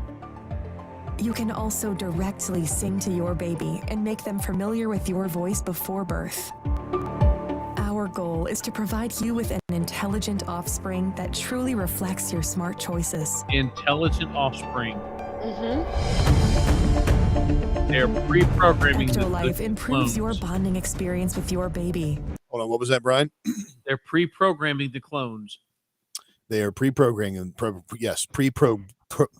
pre-programming them. Yes. I mean, think about this too. Look, so they're saying that they're allowing you to pre-bond and your baby is intelligent based on your decisions. Well, what if I don't make the decision to get on the app and never communicate with the child? Like, who's to say I'm making good decisions? This is insane. Exactly. It is. And honestly, when I was looking at that, I'm like, and I think you said this too, Erica, the first thing that when I dropped this story into the show prep, we were like, why are they doing this in a climate where overpopulation is one of their number one things? And the Great Reset, on any of this, on climate change, on anything like that, the number one concern is is about the overpopulation. So why are they doing this? It has to be to harvest children, to harvest adrenochrome. Yeah, you know what the source of renewable energy is that runs this factory? The unwanted kids that they don't need are the things that's your renewable energy source, by the way. And can I just ask you guys probably have a better answer for this than I do. So I'm about to be dumb, relatively publicly. Where's the soul? That's the problem, because the only way for you to be able to create, the only way for them to be able to actually have human children is by having the semen and an egg. So when that meets, when that comes together, there's a soul that's created there. It doesn't matter if it's growing in a bio womb. It doesn't matter if it's growing in where it is. It's still a soul created by God, because of that life, that the way that He's been able to do that, or the way Yeah, that but He God inspires. decides in those situations whether or not a soul is created, or whether or not the sperm and the egg are connected in form a soul. He decides. This is not His decision. But it's still, you're right. You're very right. I mean, there could be something. I think that this situation, that there is going to be there are going to be all these souls, but God can determine whether or not He wants that child to live or have a consciousness or anything like that. Absolutely. But here, check this out as well, because not only because your question there about where's the soul is extremely important, especially with this next consideration here from the video. With Ectolife, miscarriage and low sperm count are a thing of the past. Prior to placing the embryo of your baby inside the growth pod, in vitro fertilization is used to create and select the most viable and genetically superior embryo, giving your baby a chance to develop without any biological hurdles. And if you want your baby to stand out and have a brighter future, our Elite Package offers you the opportunity to genetically engineer the embryo before implanting it into the artificial womb. That translated now. Thanks to CRISPR-Cas9 gene editing tool, you can edit any trait of your baby through a wide range of over 300 genes. That already Genetically exists. engineering a set of genes. The Elite The Package. CRISPR-Cas, I've seen that before. This already exists. Yeah. Oh yeah. And it's I will also tell you, it's past the stage of mistakes. They don't screw this up. The CRISPR-Cas is not. They've perfected this. Which is why when they say they offer their Elite Package, I wonder how much it's going to cost a parent to do something like this. I say a parent, how much it's going to cost a designer to design their own child like this.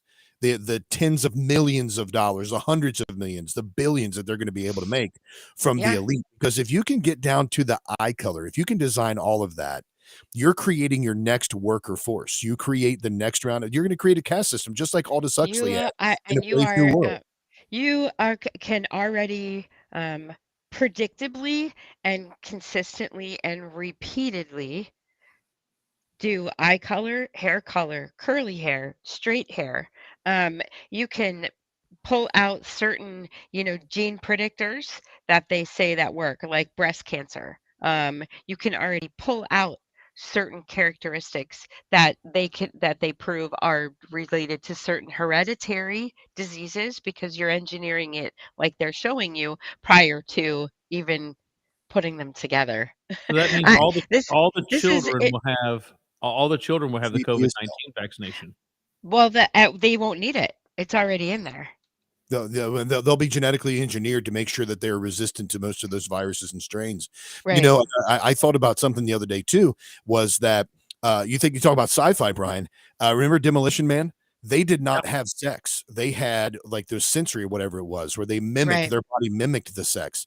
When it gets to a point like that, where like let's say that's just kind of the dystopian future where swapping bodily fluids is considered disgusting. Children don't want to do that. I'm sorry. Let me rephrase that. Children are taught as they grow up that that's not how babies are made. That's not how it works. Right. All of the babies are going to be geoengineered or created in these labs like this. People having sex is going to be considered a Cro-Magnon level. You're not supposed to be acting that way. That's the way the Neanderthals used to act. That's the way that those peddly human beings from the 2000s used to act and make children. This you get to design your own child. Here. Extrapolate this out too, Brian. The only reason they're having to market it in this way, right? That you have a bond with it, that you can share 360 degrees cameras, share it with your family, is because that's what still gets to us. A couple generations of this, and you're not even going to need the app to download and bond with the baby anymore. If you want one, you buy one, you design it, you bring it home. It's like an American Girl doll. And why would they? And if this is the future, well, why do I need to spend all of that money to have a child or to create a Right. child when the government's already going to be creating a bot that Yeah. that serves me my coffee, my barista that serves me my coffee whenever I go to the coffee shop, or my That is a mechanic pet when they farm. create that person. What's that? Yeah, and by the way, who's gonna make a mechanic?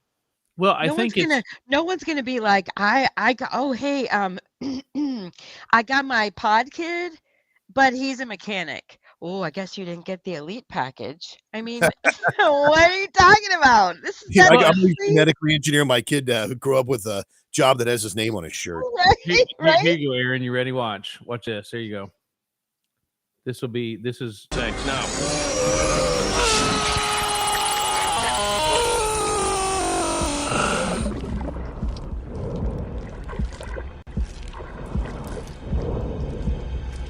$19.99, 24 years ago, we already solved it.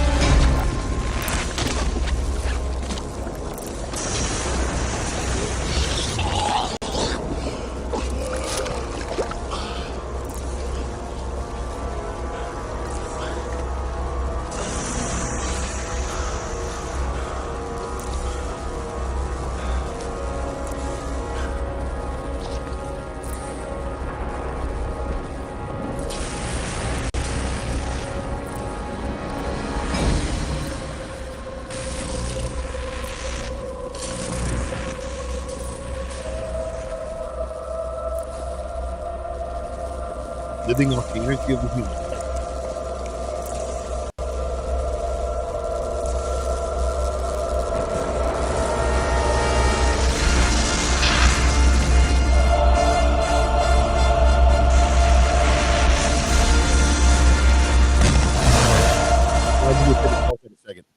And ladies and gentlemen, that's your next level of green energy right there. That's right. That's how they're going to run all that. That's how they're going to keep because in the Matrix, that's what they were doing. They were harvesting the energy from those kids. And you talk about this being a sustainable, which is the first thing they're like. This is a completely sustainable green energy facility. Yeah, where's that coming from? You know, it has a really low carbon footprint. A mother having a baby. Now, I understand that there are situations where a woman can't because she obviously because there's a removal of her uterus, etc. But there's some theological concerns and some biblical concerns that need to go into that as well. Right. Is it really something that needs to be done? Is there a just thing about that? Is there a just reason to do that, etc.? I mean, all that really comes. Well, from Aaron, can I ask you a question? Because you were talking about this earlier. No, you can't ask me anything, Brian. I'm going to ask you anyway. So you said emphatically that these clone children are going to have souls. Do we know that from a theological Where is point? the grace? I realize that I'm daft in this, but where I No, don't because see it. we legitimately had this conversation in a theology class 5 years ago. If there is a clone and it's not orchestrated by God, which I mean, I guess technically, depending on your view of omniscience and so forth, it's all orchestrated. So I get it.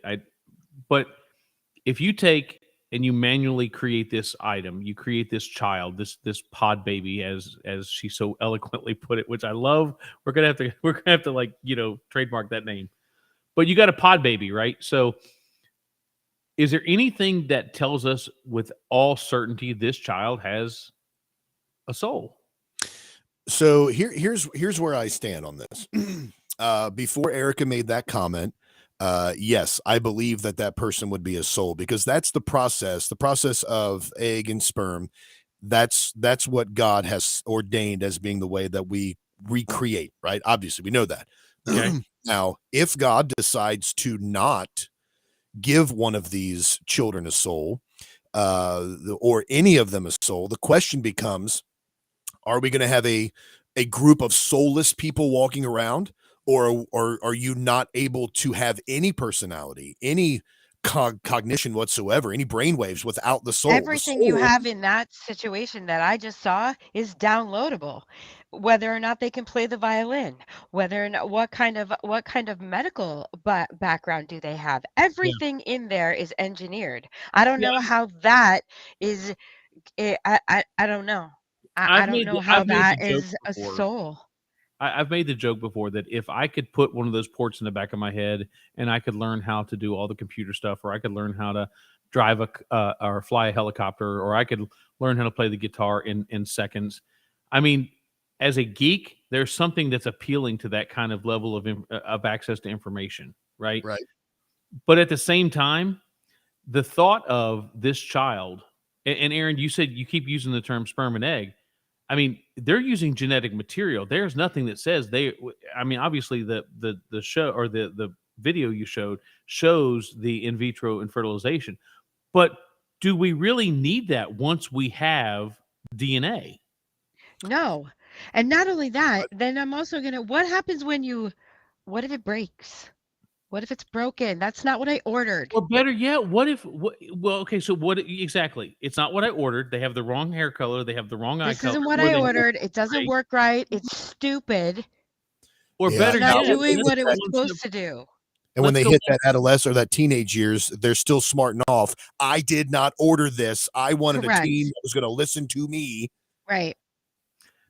And then I think you go even one step further when you start talking about what if it breaks? What if I just need a kidney? Yeah. Yeah. What if I need a I'm kid? gonna What if order I a need child what 'cause if I I need a need a kidney. maid? You Yeah, know? well, all of that right there, Brian. Like, okay, let's say let's say, you know what? I'm halfway through the process. I'm not liking the shade of the color of the skin of this child, or you know what? I ran out of money. I can't do this. Well, you can't have a can't designer finish it. custom child like that. You can put them on the used child market, or you can Right. just say, you know what?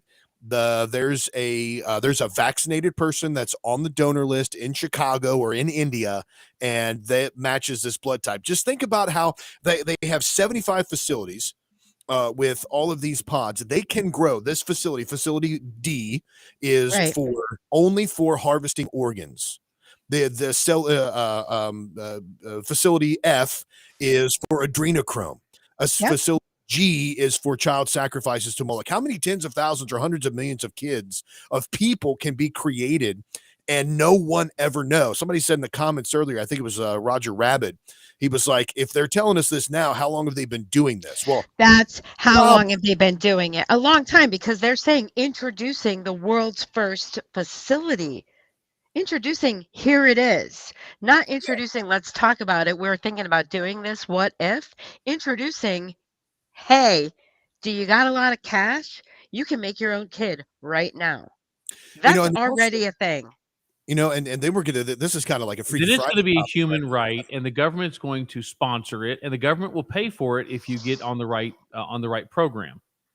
So think about this. So back in, and this is, I don't know if you've heard this before, Erica, or not, but this is going to probably freak you out a little bit. So back in Genesis chapter 6,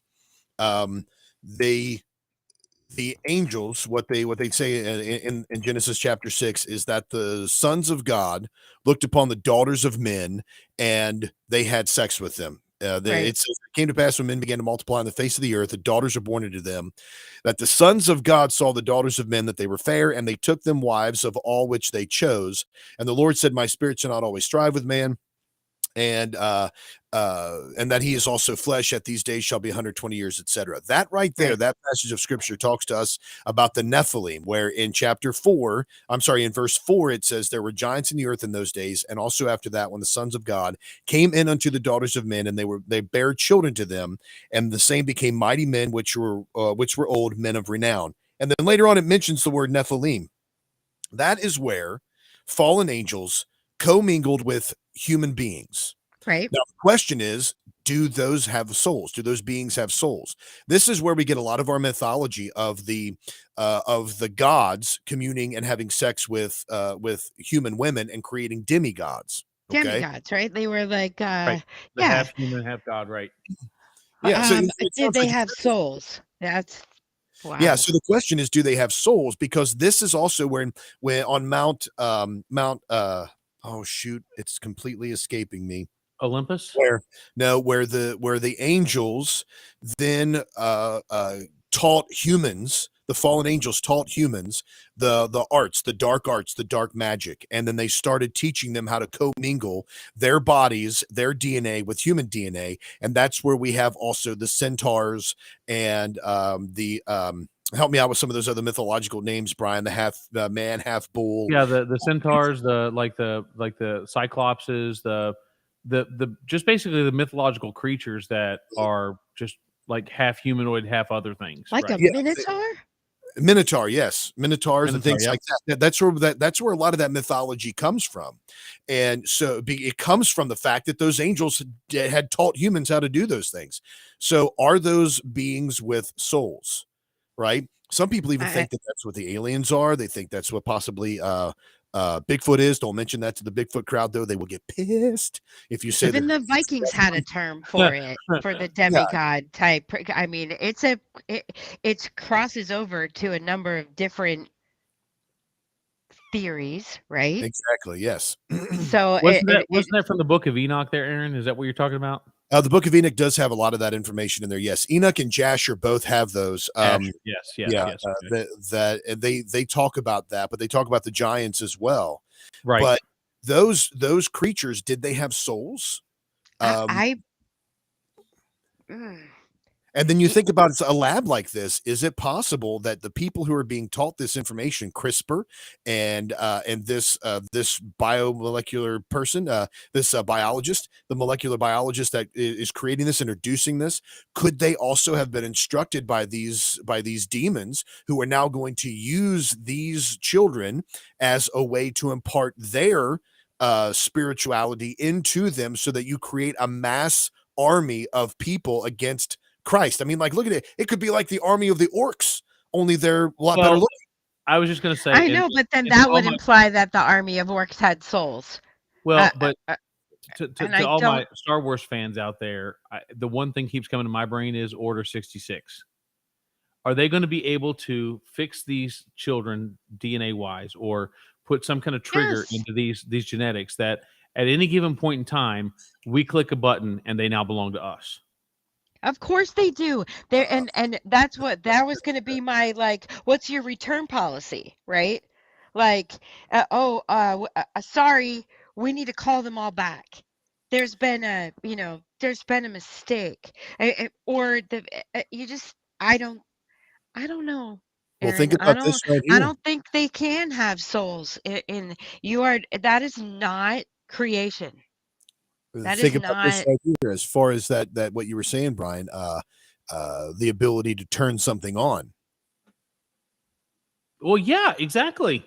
Elon Musk says that he could have a computer chip in his brain right now, and will have one put into his brain. And he's also pushing this for people. Now, you look at something like this, and it's like, oh, well, people that have spinal injuries or neck injuries or something like that, this could help them communicate, potentially restore the ability to walk, etc. However, let's just say somebody else has this technology, not just Elon Musk, but every child, like you mentioned, Erica, has some kind of chip in them.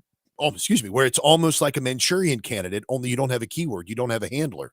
You just simply have a chip implanted in your brain, and when it's time, they flip that switch, and now you become their property, where you turn into the clone for the Clone Wars, Right. or you turn into the and soldier. think about this. Like, do you think that medicine and these things, chip implantation, bio creation, bio manipulation, these things are not perfect. Okay.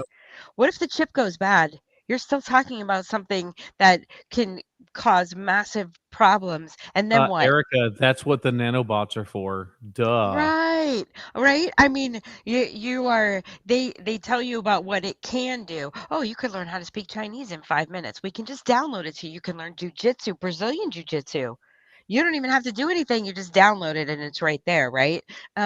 Yeah, that's when it works. Again, as a geek, that is appealing to me, because that means that I could have all the knowledge that I wanted. I could select what I wanted. But somebody made a comment to me the other day, and I thought it was a fantastic comment. If I can select and download what I want, can I prevent someone from selecting and downloading what they want instead? Yes. Where's your guardian for that, right? Everything, so if I want to learn jiu-jitsu, but they say no, we want to teach you how to be an assassin that we can control. Where is the guideline that says I can do this or I can't do this? I can. Right. Or what makes you any different than Jason Bourne? Yeah, we'll teach you how to play the piano, but in Other return, than we're also going to make you maybe, this faster, neither one right? of us can get around in that manner, right? They're not going to choose me to turn into Jason Bourne because I'm not really built for it, Well, Probably not genetically, you, but they genetically, they could make you stronger that way, though. if they yeah, but they could just force me to work out, right? I They mean, could just force you to work out. Exactly. anything that they wanted There to won't do, be they an could obesity easily do. problem anymore because they'll make us all run on treadmills until we're done. Yeah, you won't want to run on the treadmill, but it won't matter because you just will. You You don't will have a just will, right? run on the Right. treadmill, right? And And see, if I you think when the take will, away free God. will, then where's your soul? well, that's a different theological conversation. Sorry. I No, I gotta I go. I think gotta it's a go. legitimate conversation. I should not be in charge of anything theological when it comes to conversation. No, well, you can always ask the questions because this is asking the questions. They get you kicked out of Bible study and sent to therapy. Anybody else that's still listening or maybe listening to the after show when we post it up, let us annoy you. Just simply like not only 2 hours a week, but let us annoy you all throughout the week. Go to breaktradio.com, scroll down, and on the right, click right in here, sign up for the emails. All the cool kids are doing it. Subscribe to that. We're going to start sending out a newsletter next year that's going to have show notes, information, stories that we cover, Whiskey Tango Foxtrot segments, and Erica's news segment, which we're going to call, I don't know, I'm trying to think of like sour notes or I don't know if Fuzzy Sour is going to go along with that. You The can't Sour call it Patch, a fuzzy sour now. I already had to make a drink. Now I have a drink called the fuzzy sour. It's the Sour Patch. the Sour Patch. That's what we'll call it. Oh Show's my already God. posted for today as well, up to this last little bit that we've been going on over the time. I think we're about 20 minutes over the time there, but the show will be available there on the on that. And we might, I don't know, do you have to go, Erica? Is it time? Are we pushing up against everybody's clock here? I'm good. It's it's almost 10:30. I'll give you a little bit, but Okay. yeah. I don't think there's much more to cover. I mean, I think we pretty much got through. We got through a lot of the stuff here that we were going to talk about. Did you post that video for that? Because I got somebody that was late to the show that is like, is this really a real thing? What is that? The thing The about baby? the baby womb, the baby factory. Yeah, I really think that we need to put that link somewhere. So here's what I'll do. I'll take this chair. I will put it in the comment section here. I will also go over to my Facebook, and I will put it in the Facebook comments on there as well, just in case somebody asked over on mine. And then I will make a note to add that to the show notes also. Okay, cool. So when you go to the show, go to the website. It's not going to be done now. I have to go back in and manually do all the show notes. But when I do the show notes, I will be sure to add that on there as well, so people can hear that on the show.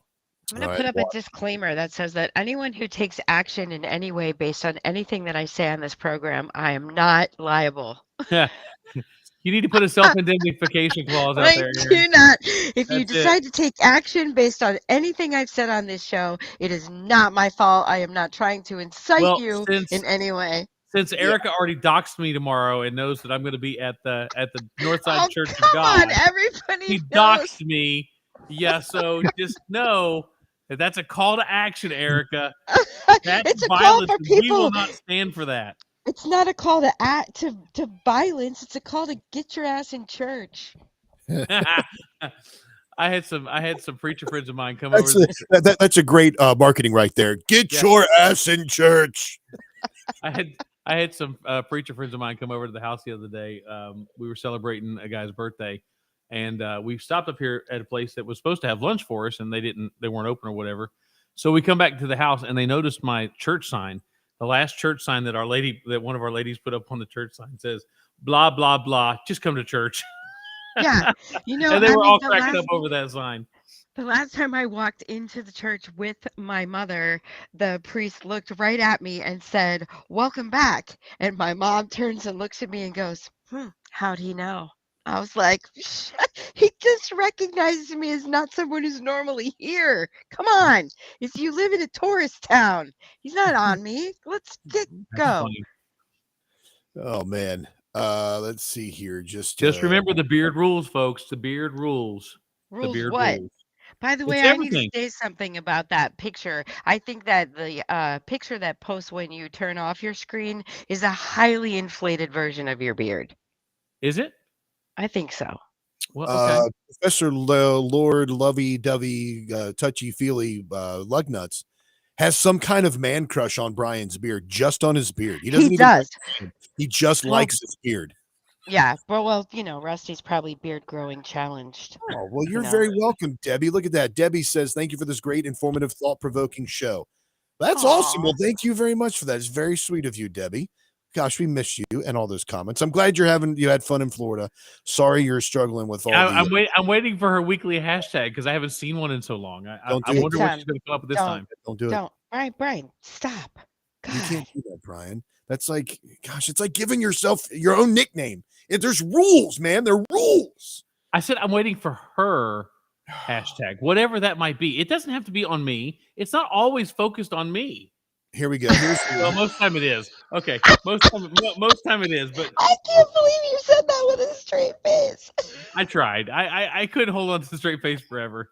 I'm losing the show. That's what's happening. I'm losing it. I brought you two jackoffs on Brother. here. You lost my control a long time ago. Okay, I'll stop. The behind the scenes conversations though that I'm hearing from people over here at Mojo is cracking me up. I'm absolutely loving it. As far as like, us being able to somehow talk Erica, and I mean, like they didn't even ask how much we're paying you, Erica, to be on the show. Don't with us. tell them I'm getting paid. Oh my God! Now you've done it. Now you've done it. How much?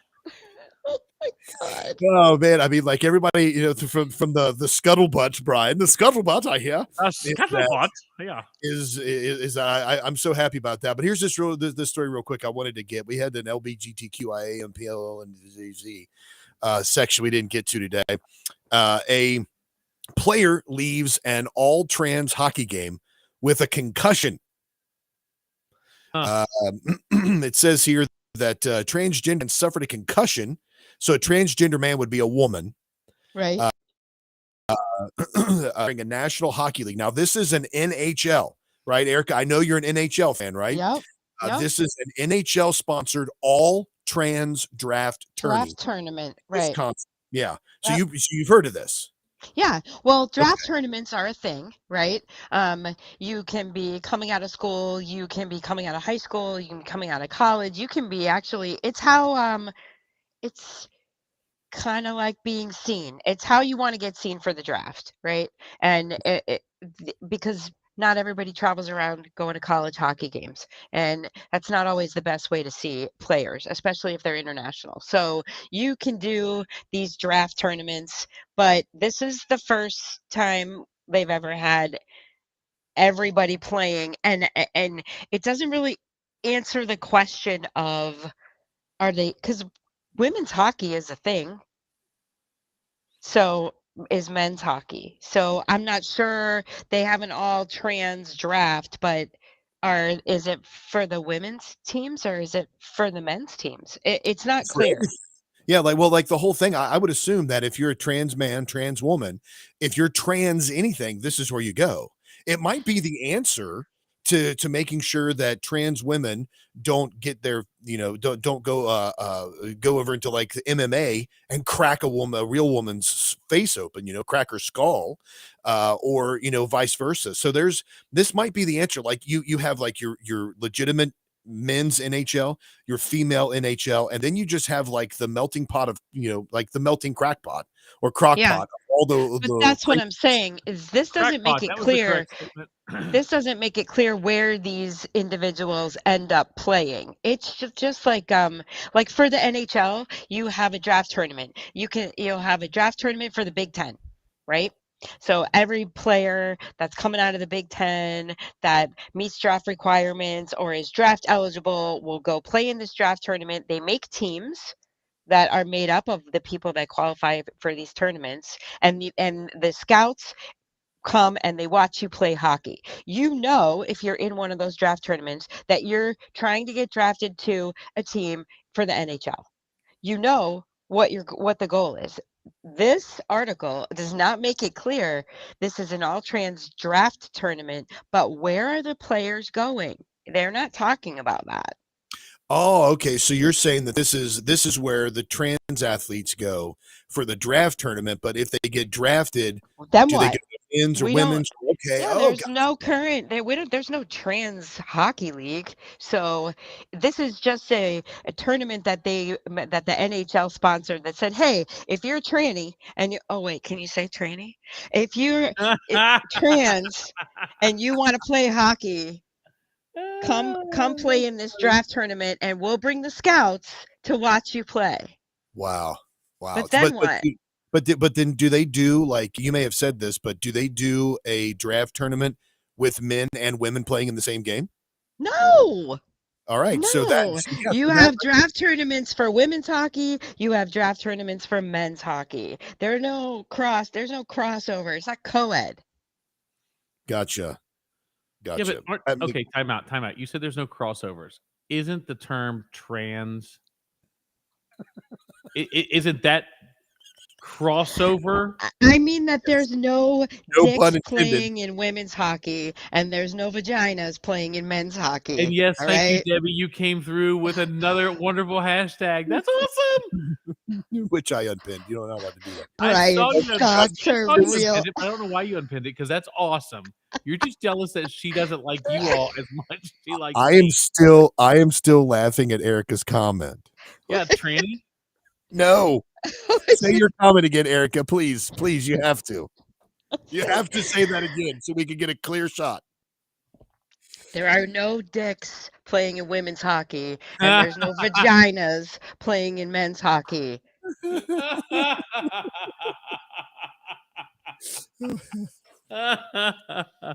my God, that is fantastic. Kinsey, did you record that? Make sure you got that, Kinsey.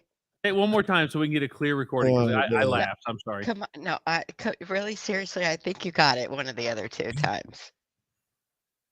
One more time. Go ahead. No, are you serious? Yeah, we gotta get a good soundbite. I mean, come on. There are no dicks in men's hockey. Oops, see, now I can't do it right because you're you making me screwed do it up. it. You messed up the magic. You're gonna have to take one of the previous cuts. It's got to be authentic. I can't script it. It's got to be authentic. All right, folks. Well, hey, on that note, we're going to go ahead and release Erica for the day. Everybody's watching over on the live stream.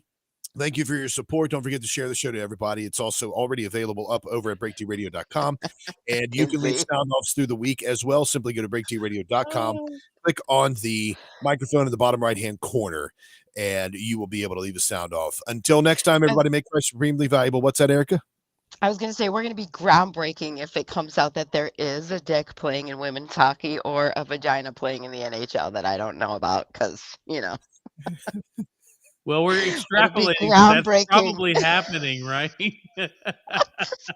Oh my gosh, there's there's just so many ins and outs there. I see what you did there. All right, gentlemen. Have a great weekend. There is Bryan. nothing gentle about this show, gentlemen or not. Gotcha. Erica, thank you. Well, y'all have a great one. We'll talk to y'all soon. All right, bye. Bye.